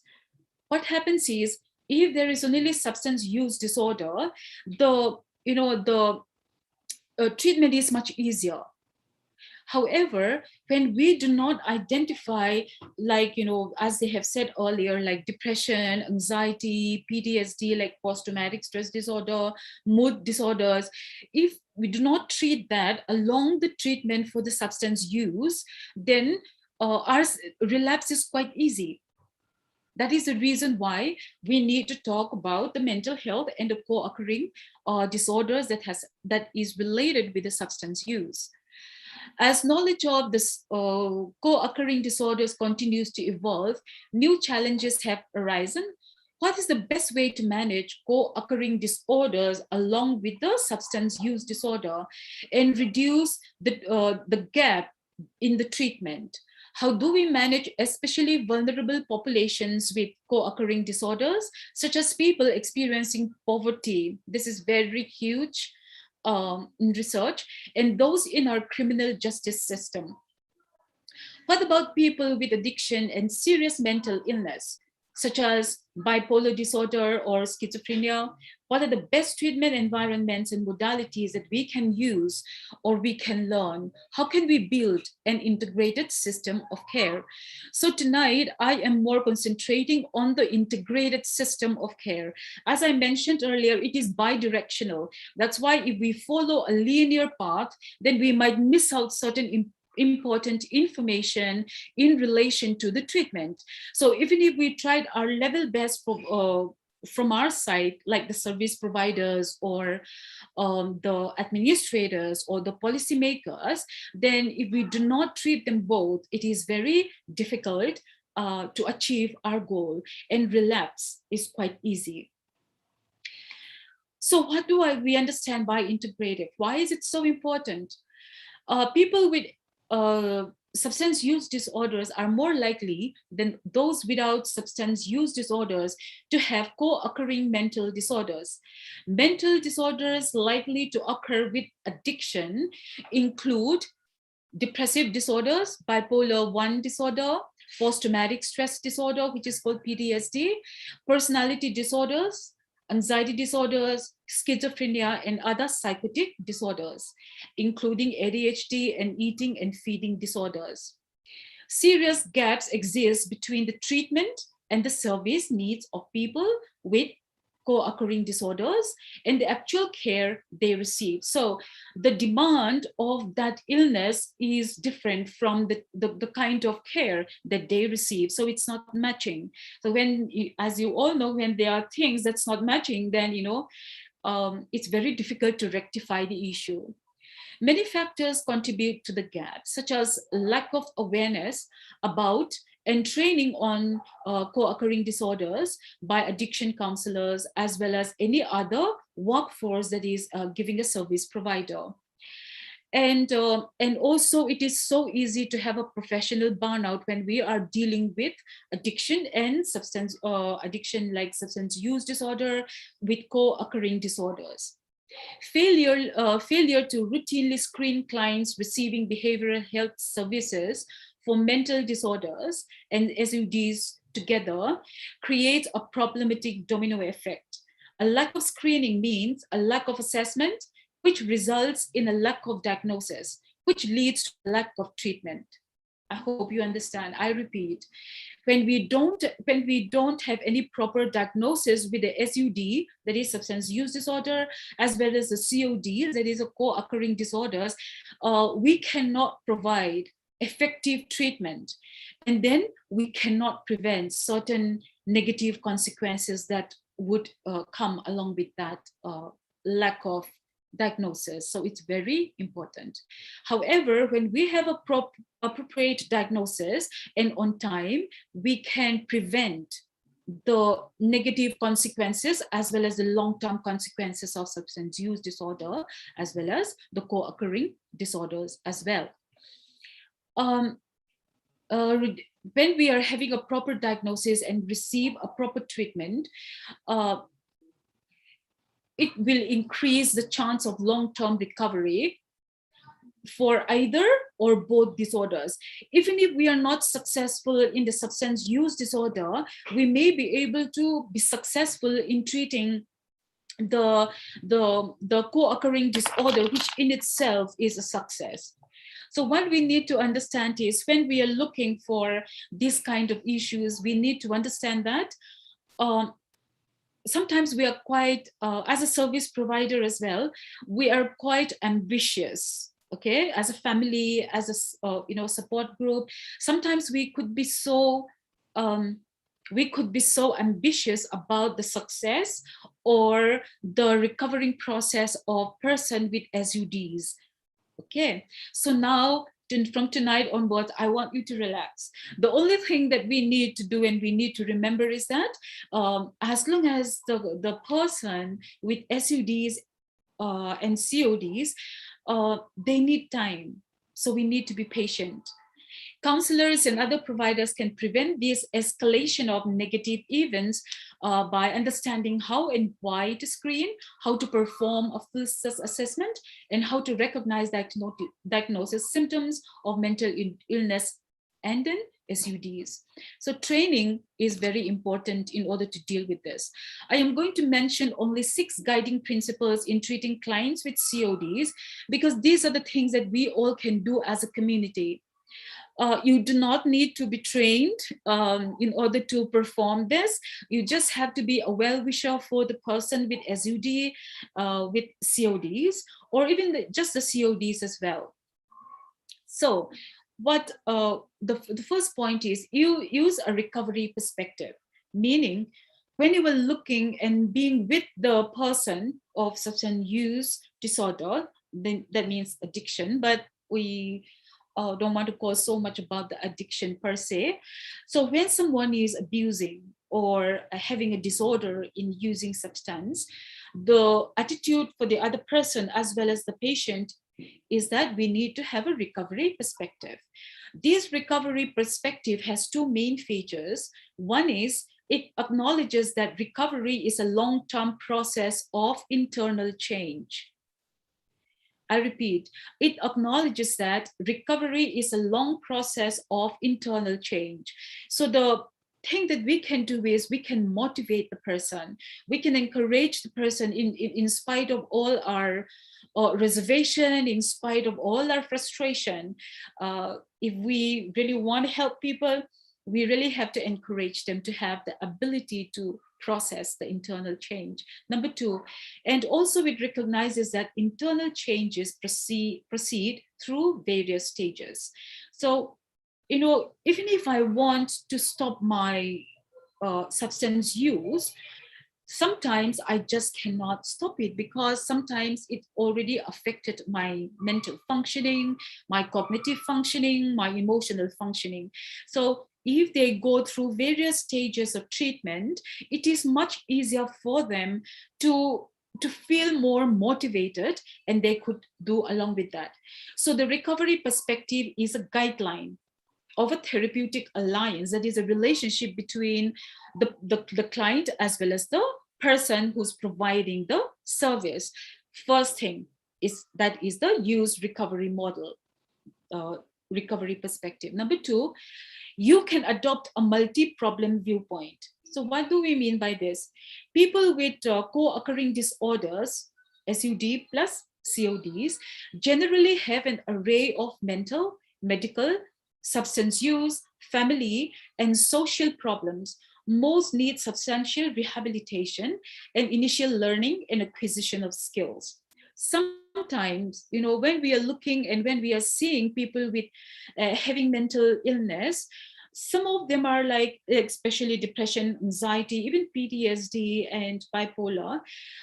It is so important for them to acquire certain skills to deal with their own, challenges in their life, so that they can be a very high functioning human being. As we all, the three of us, are saying that mental health is about, being who we are, and to achieve the best possible things that we can achieve as a person.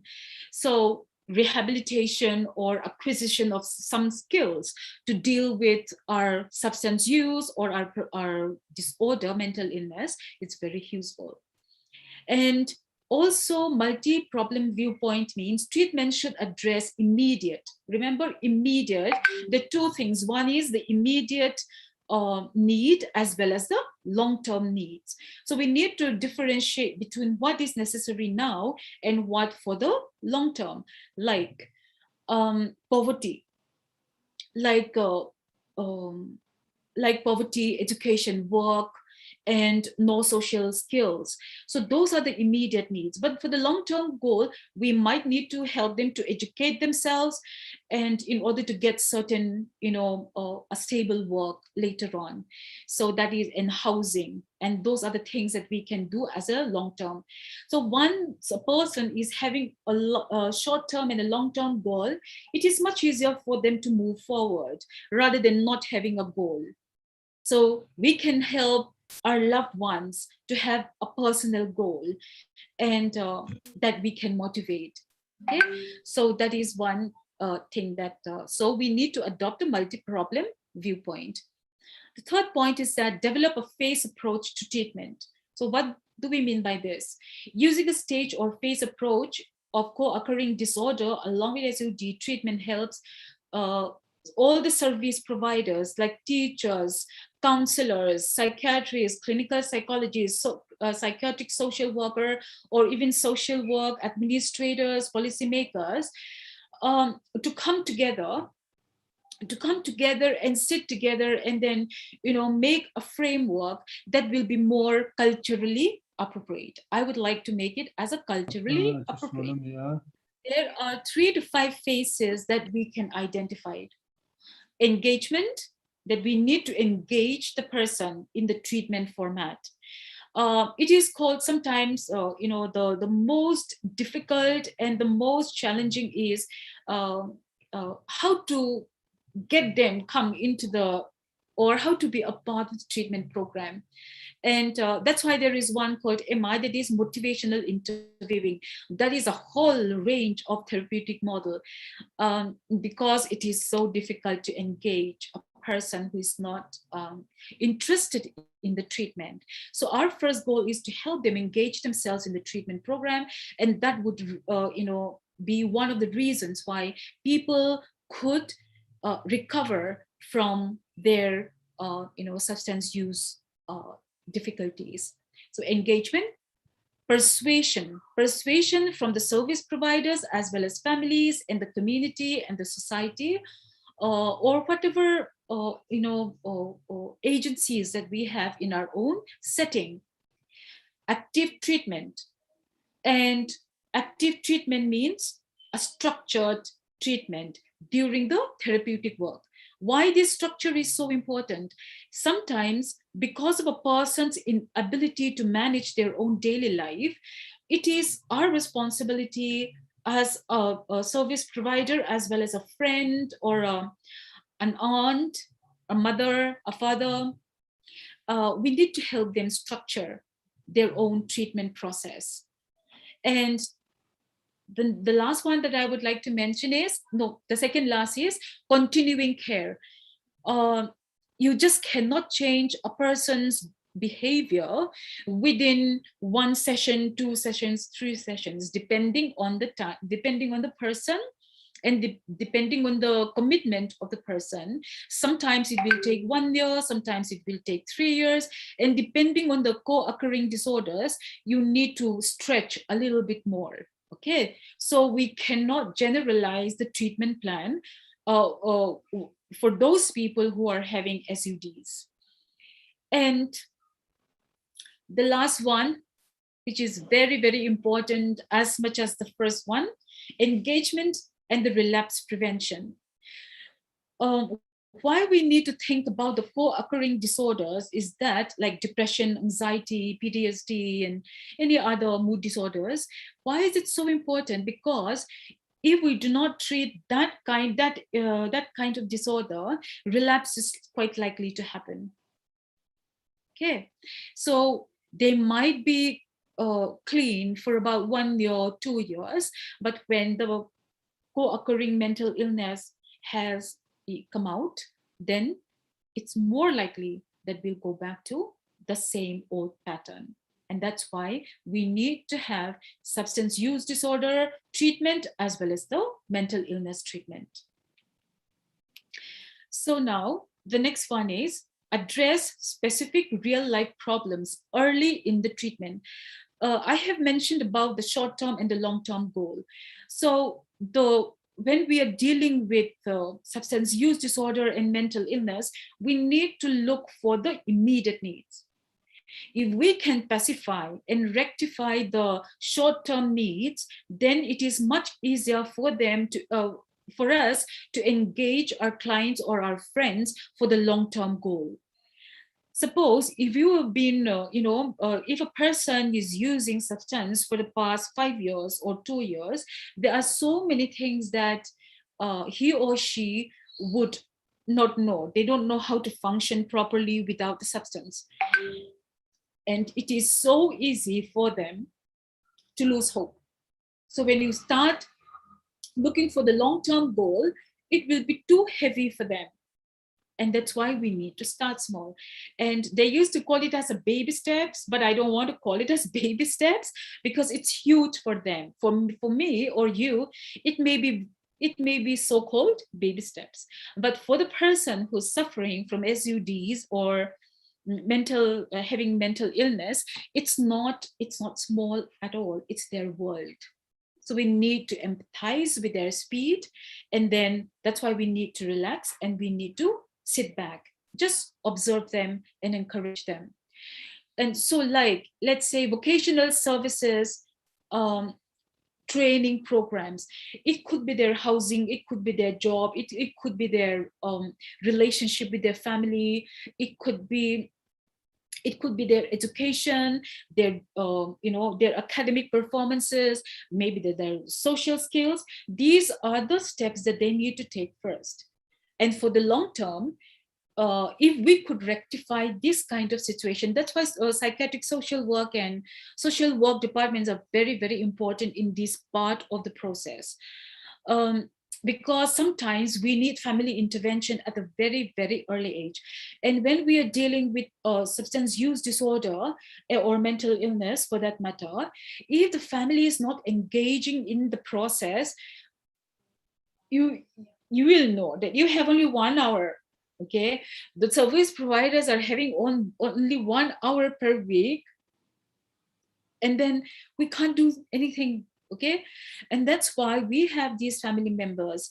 And I think this is one area that psychiatric social work or social worker could do a great job in the first part the first phase, that is engagement part. If you could do it right, or if you could really do that, then the treatment is much easier for other service providers. I think you can really contribute well in connecting the treatment. And as they have mentioned earlier, the stigma of mental illness or SUDs, we need to reduce that, and maybe awareness campaign could really help. So instead of treating them like a patient, okay, we need to normalize their experience. A person as well with the substance use disorder. So if we call it as addict, it identifies and it labels the person, so it may not help. So I am not very comfortable in calling a person an addict. So maybe it's a person having an addiction problem or addiction issues. So the way we reduce the stigma in itself is very important when we are trying to work with the community, the society, and the family at large. So employment interventions has reduced substance use and more stable housing, because when a person can identify themselves, and if they are strong in creating self identity or confidence, it is much easier for them to approach treatment process in a positive note. Okay, so if we focus too much on the substance use or the addicted behavior, then we lose the person, but we want the person.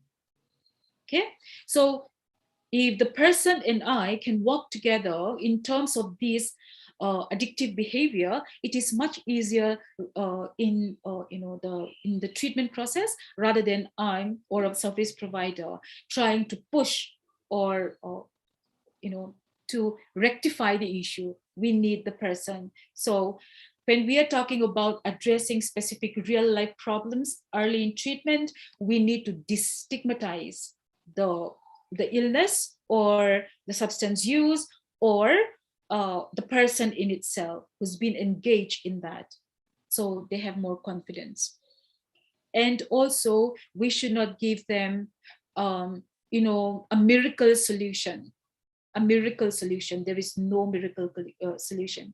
Once I had some kind of discussion and some program with one of the addiction specialists from Connecticut University, and he's an addiction specialist. And then we are discussing about this. He's been working on addiction for about 25 years, doing intensive research.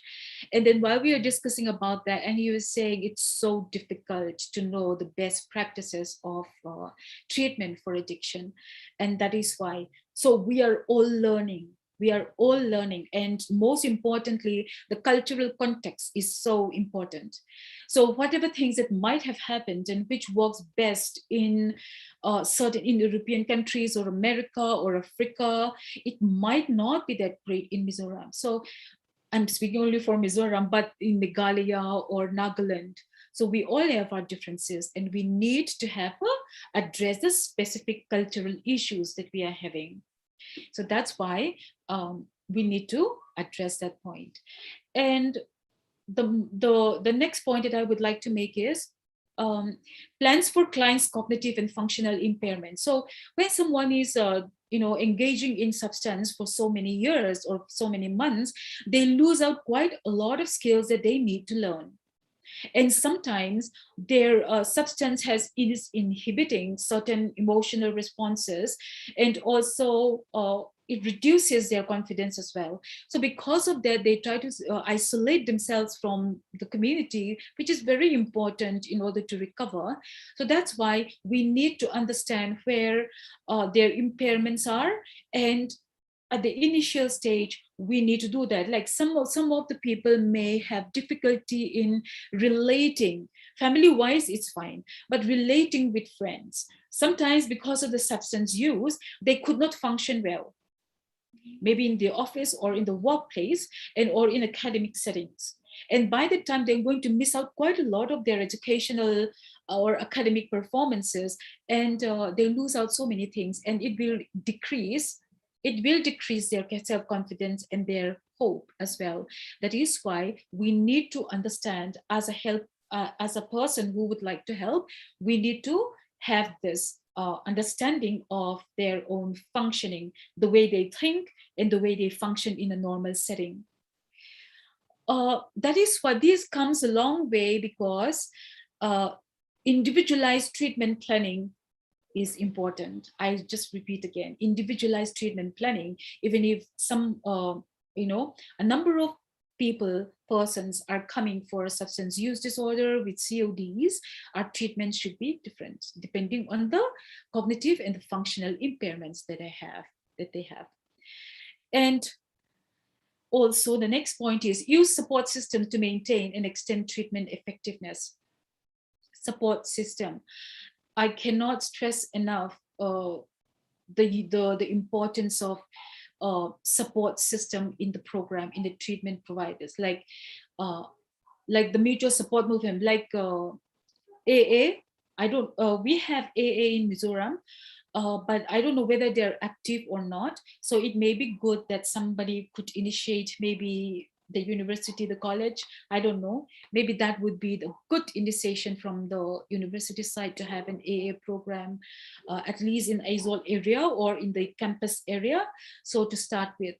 And also, as I said earlier, the family engagement, the peer engagement, the faith community engagement, and all the other resources like the teachers, the universities, the colleges, the schools, and the community leaders as well. They could play a very huge role in the recovery process of SUDs.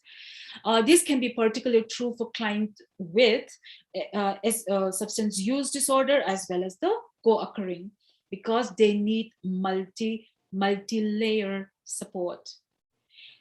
That is why it is very taxing to deal with substance use disorder.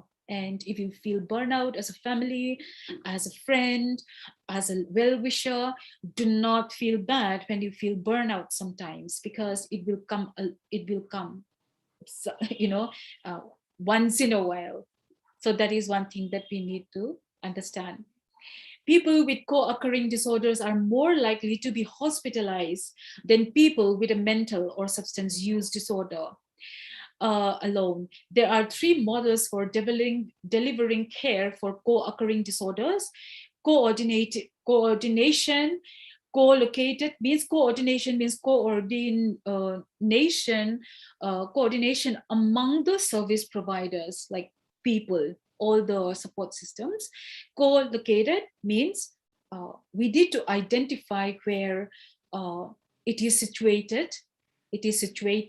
Like we need to understand the person, we need to understand the family system, we need to understand the work, or so many things that is involving with the patient or the person that we would want to help. And also the third one is fully integrated. So I cannot isolate myself as a service provider. I need to work with so many people and so many teams. As a whole, the society, we need to work together. So tonight, what I want to do is, you cannot function alone. I cannot function alone. We create integrated care, and a complete recovery is possible. I have mentioned about the difficulty in treating SUDs, especially with co-occurring disorder. What do we need to understand? Prevention is better than cure. Prevention is better than cure. How can we start preventing? Awareness campaign for school-going children. So most of the issues that we are having starts when they're adolescent, like 15, 16 to 25 years of age. So before they reach 15 years of age, if they have a right understanding of the impact of substance, then they will, among the peer groups, they can help each other, and early intervention can be happening. Like, I just give one example about marijuana use. So there are quite a lot of people in Mizoram, people are using marijuana to relax themselves. So that is there. But the problem with marijuana is that once it has affected the brain, it is unlikely that they will get back to their normal, IQ level, because it damages the brain. So this is only one example about one specific substance. There are so many co-occurring kind of disturbances that we have. So what happens is we need to have a very open mind treatment model. We just cannot isolate the so-called addictive behavior. We need to integrate that addictive behavior with some other mental illness. So if we could identify which comes first or how to give the treatment, so the person that we would like to help will get the appropriate intervention and help. So full recovery is possible. And whose responsibility is that? All of us. As an individual, as a friend, as a colleague, as a teacher, as a family member, as a community member. So integrated treatment leads to better outcomes. So you and I have responsibility. We should not shy away from this. And we should not say like, oh, I don't know how to treat this. You all can do, you all can participate. And that's why maybe in Mizoram, even though we have a very high rate of drug addiction and its negative consequences, then we might together be able to, reduce the use of substance, and then maybe we can reduce the substance use disorder maybe after 5 years or 10 years down the line. So we need to have a short-term goal as well as a long-term goal as a service provider, as a community member. Thank you.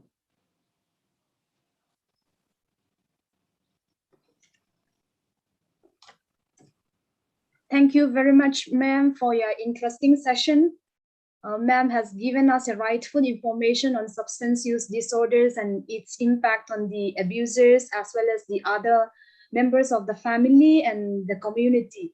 And thank you, ma'am, for enlightening us with how exactly we should look at the appropriate diagnosis of substance use disorders in order to cater the appropriate and right treatment. And also by highlighting the effective measures for dealing with people with substance use disorders and COD, ma'am has informed us how every one of us can act as a support system in the recovery process. Thank you so much. More time to listen to all our speakers and their interesting topics. And but time is the problem with us this time. Anyway, let us hope to have more fruitful session, and let us go to the questions raised by our participants in the chat box. And we have a few, quite a number of questions in the chat box, and so that I can do justice to the participants and their questions, I will first ask two questions to the first speaker, Professor Dikinamte, then I'll move on to two questions directed to Dr. Marina and another questions directed to Dr. Ropui, so that I can do justice to the participants. And ma'am, are you Professor Dikinamte, ma'am, are you ready to take your questions now? Yes. Okay. Can you suggest how the government can help the underprivileged students to promote equity in education? This is quite a difficult one because we are not from the government. It will be easy to say that you do this, do that. But there are certain things which are practical. But at the same time, the first thing that the government can do is go for identification of the underprivileged people. We talk about BPL, and we talk about now I will concentrate on the pandemic, okay, the online classes that we are having now. And there are many students who do not afford to have mobile phones. And I think that providing mobile phones to each and everyone who needs may not be practical at all. But at the same time, some NGOs, some friends like that have done some, some donation to those needy ones. So government can also look on this, work with NGOs, and maybe even for a kind of rental kind of thing. Not that they will pay the rent, but not they don't need to provide free of cost. They can always collaboratively work with maybe some mobile phone vendors like that. So that is one thing that they can think on if we are talking about the online education. But at the same time, when we talk about the overall equity in education, what I feel is that, as I've said, the first thing is identification of the real underprivileged. I'm talking about the genuine cases. And the government can go for scholarship, can give them some kind of allowances, which will make them at least in the educational setting. So identifying their needs and helping them out, they can always go for some kind of, scheme. The state level scheme can be, I'm sure, can be made for identifying and helping these underprivileged students. I hope I answered the question. Okay, ma'am, thank you very much. And we also have another two sets of questions from this particular person, but I will take only the first one this time. The question is, digital divide or the gap between those with access and limited access to the internet connection and technological devices have placed children and youth at risk of falling behind in education. So how are we going to raise the awareness of the lack of resources and difficulties encountered by the students during these challenging times and do action for that? I think I have answered some of the questions. I have mentioned some of the points that I want to mention here related to this question. But at the same time, when we talk about lack of internet and we talk about online, there should be some platform where students can also access without internet.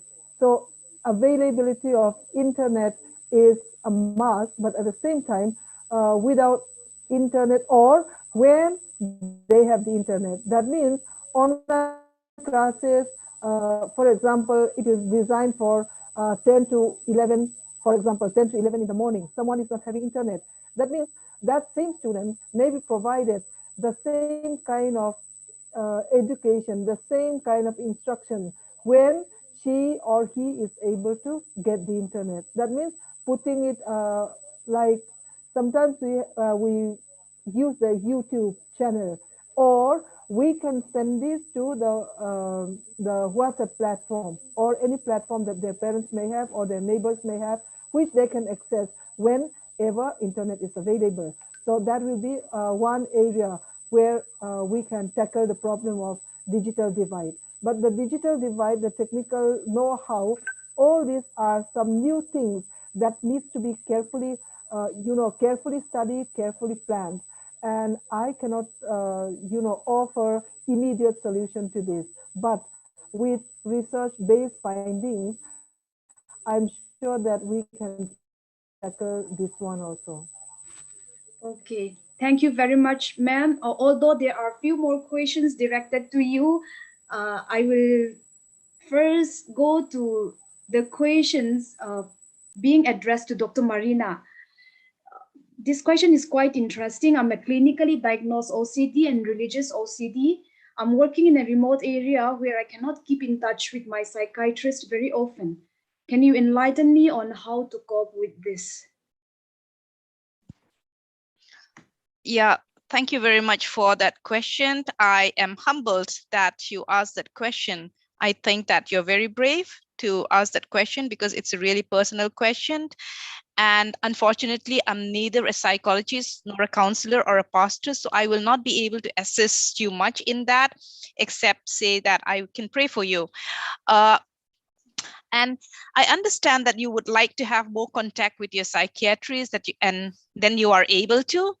And therefore, I'm wondering whether you have anyone else or whom else in your area could you speak to and seek help or advice.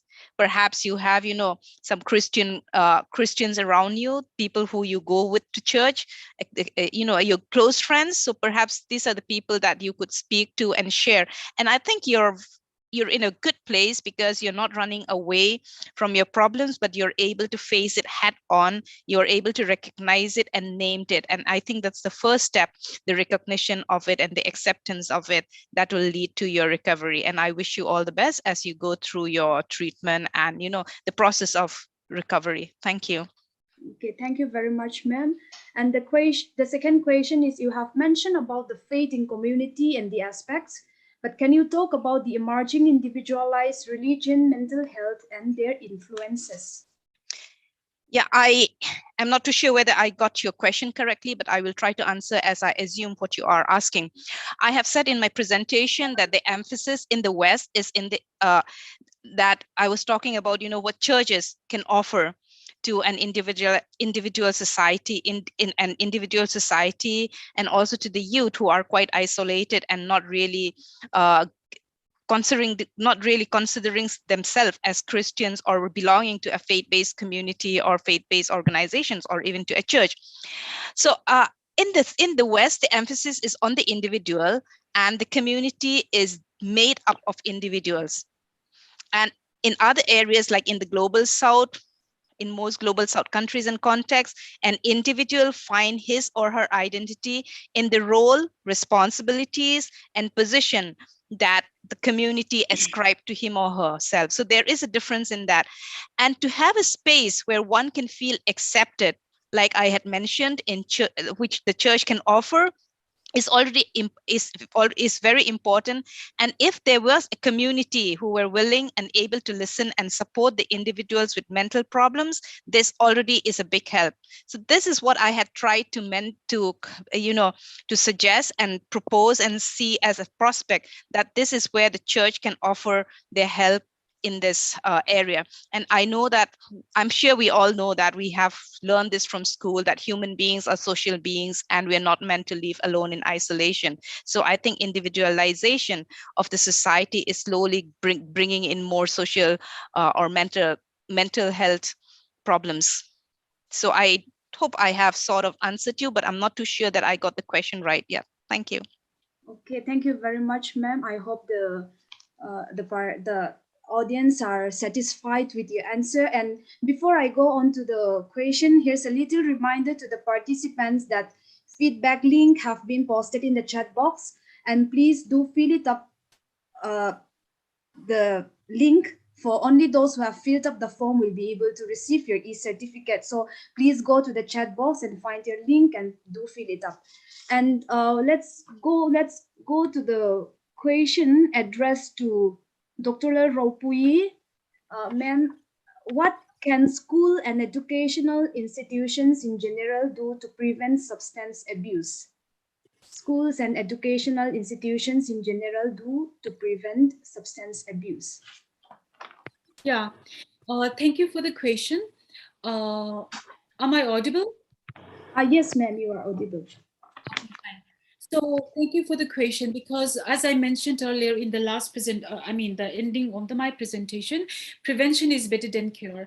And that's why, when we start creating awareness from class 1, class 2, in a little bit according to the age group, like let's say, now in Mizoram, we eat pan. We adults are eating pan, smoking cigarettes, and like tibur. I don't know in English. I really don't know. So it is a fermented whatever, nicotine, I think. So these are the culturally appropriate behavior people are really don't care about, because it's so ingrained in our culture. So that's why for them, trying out with certain substance or smoking a certain thing is not that difficult, because they've seen like every day. And that's why it is important when they start schooling, then maybe their teachers or the elders are smoking and eating pan and happily sitting together, and then they start eating and smoking together. So they have seen quite a lot of things. So modeling, like you have seen your respected teacher or respected adults, if you have seen doing that, then maybe you have some idealization as well. And that is why, to start with, it is always good to acknowledge, as an adult, it is always good to acknowledge our mistakes, and then encouraging them not to do it, because you can still talk about the negative consequences. Yeah. So one of my supervisors at Monfort College, she went to slum area, and she had certain clients with like 14-year-old, and they were like, for them in the slum area, smoking weed is nothing. It's like They don't have any other luxury, or they don't have any other recreational program. So for them, their mother smoked, their grandmother, their grandfather, their elder brothers. So for them, they did not know the negative impact of smoking weed. So from a very early age, if they are being, like, exposed to appropriate, right information about the negative consequences of substances, different substances, and the impact, and encouraging them to help each other, like a peer group, to help each other, and in not doing certain things. So if you start early, you can do that. Even if you're in high school or university, it's still worth it. Okay, so the best part about engaging students of the university or schools is that they still have some goal. So that's the best thing that we can do. So as long as they have some goals, life goals, we are in a good place. Do lots and lots of awareness campaign, maybe every year. Yeah, and it should be age appropriate. That I can suggest. Yeah. Okay, thank you very much, ma'am. And another question says, the short-term recovery that you mentioned, treatment of such disorders, if it can be more specific. So let's put it this way, can you be more specific on the short-term recovery? When we are talking about the recovery that I mentioned, there is a recovery process. Okay, so they're always recovering. Once you are in that addictive behavior, it is very difficult to say that I am clean all the time because of the co-occurring disorders.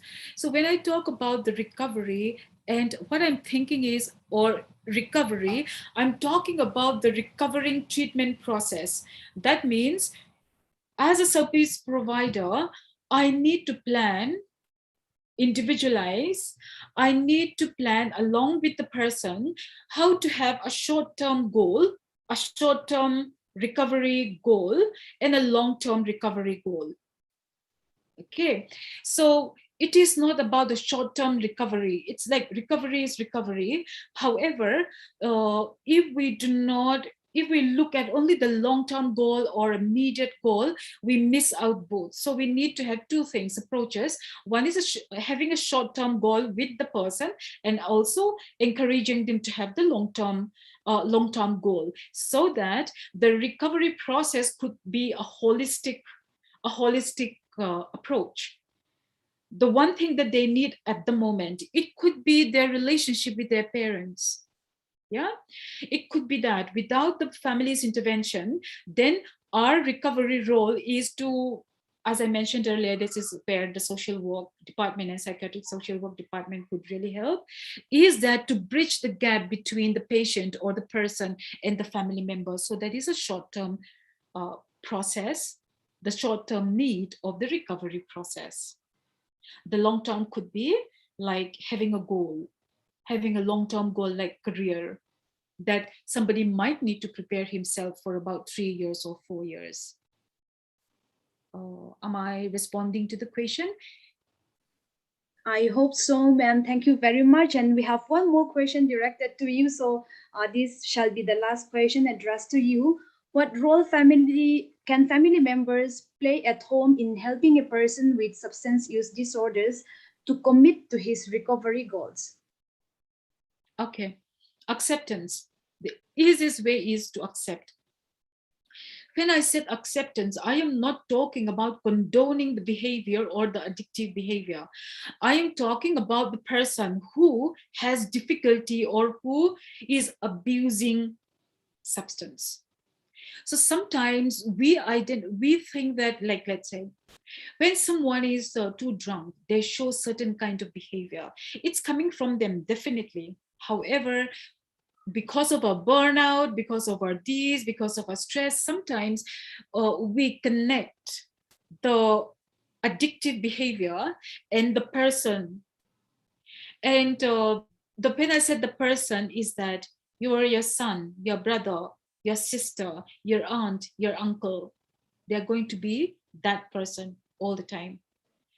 Just like we do not connect a cancer with the person, we need to disconnect the addictive behavior or the changing of that behavior because of the addictive or the substance abuse, sometimes we tend to forget the person.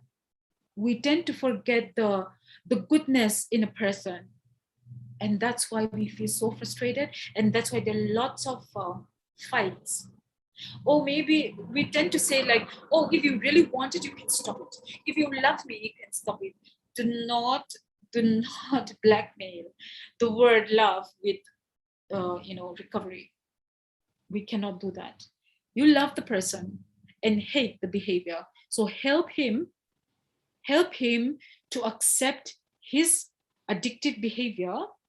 Encourage him. So the first step is acceptance that your loved one is having a substance use problem, and you are going to love him anyway. And then you are going to help him to love himself and to accept the challenges that he is facing. And then please tell him or her, that person, that you will support him in the recovery process no matter what. Even if you feel burnout certain times, inform them that it's very difficult for you to understand, but you're trying. So only when they know that you were trying for their own good without blaming them, then motivation definitely will come. So we are trying to help them engage in the treatment process. So start with your relationship, accept them as who they are, and accept that they have a problem.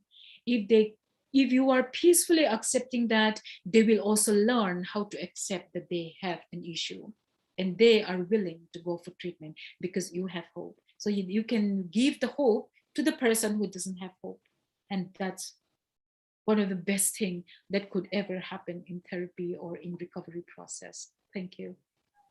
Thank you, ma'am. Very heart-touching response indeed. And going back to Professor Diktayi, ma'am, we have few more questions left being addressed to you.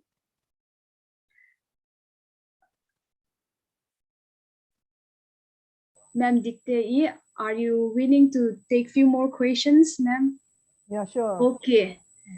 One question raised by this person: how could we increase the collaboration of the teachers and the parents of the students to help the students learning relative to the mental problems like anxiety and depression caused by the sudden shift of traditional learning to online learning, because there are a lack of motivation, engagement, etc., not only among the students but also among the teachers? Yeah, this is a very relevant question. But when it comes to increasing collaboration between teachers and parents, we have to have the the cooperation from both sides. Of course, I will speak from the side of the teachers. We as teachers, we always want collaborative effort from the parents.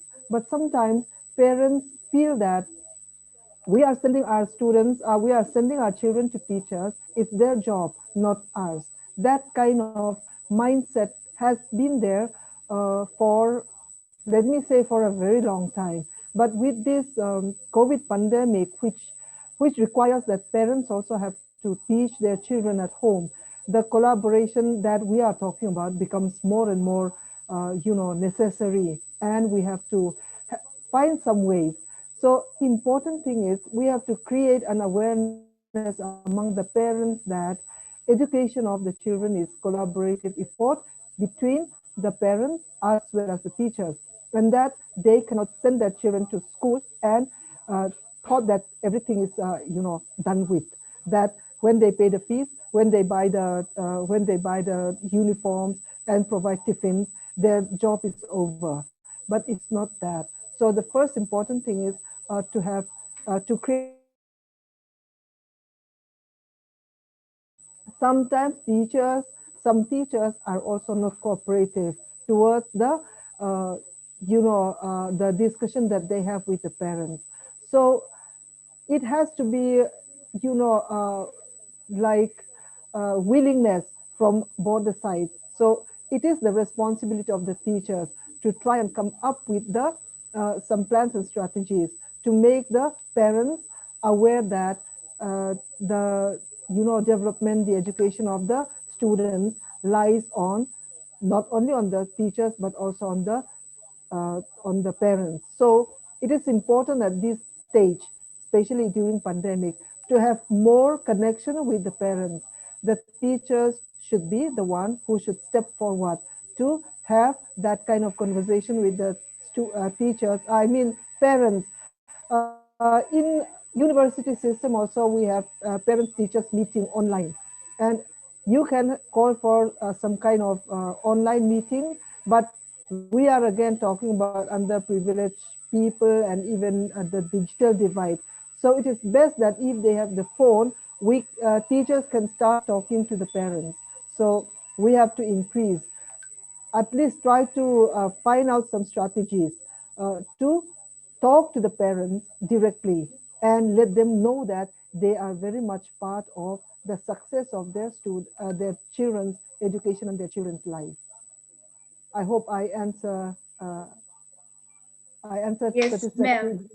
Yes, ma'am. Let us quickly go to the next question. Ma'am, what according to you can be done to decrease stress-related education during the pandemic? Reducing content. The first one is reducing content. We cannot go ahead with the kind of course that is, in MZU, for example, for postgraduate, we are talking about 88 credits, finishing 88 credits. And we are talking about tests, C1, C2 tests, where we give, in C1, we give 2 tests, 1 assignment. Everything is done, to finish the course, even in the offline. And in online, the stress is more. So we have to reduce the content, pick out what is most relevant. And we also have to lower our expectation and lower the outcome expectation. But here, when I say lower the expected outcome, I know that we don't have time to answer one of the questions that is there. I've seen it from the chat box, whether the pass out of this COVID batch will be less eligible. But when I talk about less outcome, expecting less outcome, it doesn't mean that they are going to learn less, but they are going to learn the most important ones. And if you look at all the contents of the courses that we have, you will be also able to know that some we can do without, some we can leave and still get students who come out with flying colors, although they may miss some of the courses that we have planned for them in the usual scheme of, usual time. It's not that they will miss out. So to de-stress the anxiety or to reduce the anxiety level, we can reduce the workload, we can make it more engaging, and the classes that teachers have, for all those teachers who are here tonight, make it not a lengthy one. 1 hour is too much, especially in the digital kind of lecture. So you can reduce even the class, and I mean the class lecture, but you can also use some non-content interaction with students. Make your, co-curricular kind of thing. Let the students open up, let them share their problems, and we can come out with some strategic plan. So to reduce the stress, the first thing is reduce the content, reduce the expectation, do not put too much pressure, accept that we are all in this together. And the most important thing now is resilience. The most important thing now is that we come out of this, we survive this together. And after this pandemic is over, we will start afresh and all of us will be again moving forward. So with this, I'm sure that our students also will be motivated to move ahead. All right, thank you very much, ma'am. To the last question, this question is quite interesting, which I think all the students are very eager to listen to the answer. Do you think the graduate students or pass out students during pandemic in online version of education will have a problem in the future job eligibility compared to non-pandemic students graduates? If it does, what change can be made? When it comes to eligibility, they will not have problem because they will be graduates, they will be postgraduates, eligibility will be there. If you are talking about whether they will be able to do well enough, That means it is all, it all rests on every individual student. And whether you are successful or not, as students, all those students who are here tonight, I want to tell you that whether it is online or offline, your eligibility, your success in life will depend very much on how you try to understand and how you grasp the situation. It will not be based on your qualification, your eligibility, but rather on your personal achievement, your personality, and take this opportunity of the lockdown, of the home quarantine, of the home isolation to make yourself better. And you can come out better than the non-pandemic students graduate. So I am sure that you can do better than them because you have more time on your hands. All right. Thank you very much, ma'am. I guess we have no more questions in the chat box, and we are all very much content with our speakers and their interesting and informative sessions. So coming to the end of our webinar, I may now invite Ms. Vanal Lomkimi, Head, Department of Education, to propose a vote of thanks. Okay. Am I audible? Yes, yes. Okay. Good evening, everyone. On behalf of Social Work and Education Department of ICFA University, Mizoram, I extend my heartfelt gratitude to each and every one of you for your presence and your contribution to make this webinar a success. I convey my sincere gratitude to our resource persons, Professor Biagdikinhamte, Dr. Lal Raupui, and Dr. Marina for sparing your valuable and busy time to grace this event. Tonight's webinar was full of knowledge, and you have provided us many insightful and meaningful information. Thank you for enlightening us, and I am sure that the knowledge that you have given us will definitely help us learn how to face with certain mental health issues in our daily lives. Our deep sense of appreciation goes out to you all. I would also like to thank our Vice Chancellor, Professor R.P. Vadera, for his unfailing support. I cannot thank everyone enough for all your involvement and your willingness to take part for the success of this webinar. Once again, I extend my sincere gratitude to each and every one of you present tonight. Thank you. Thank you, everyone, for joining us.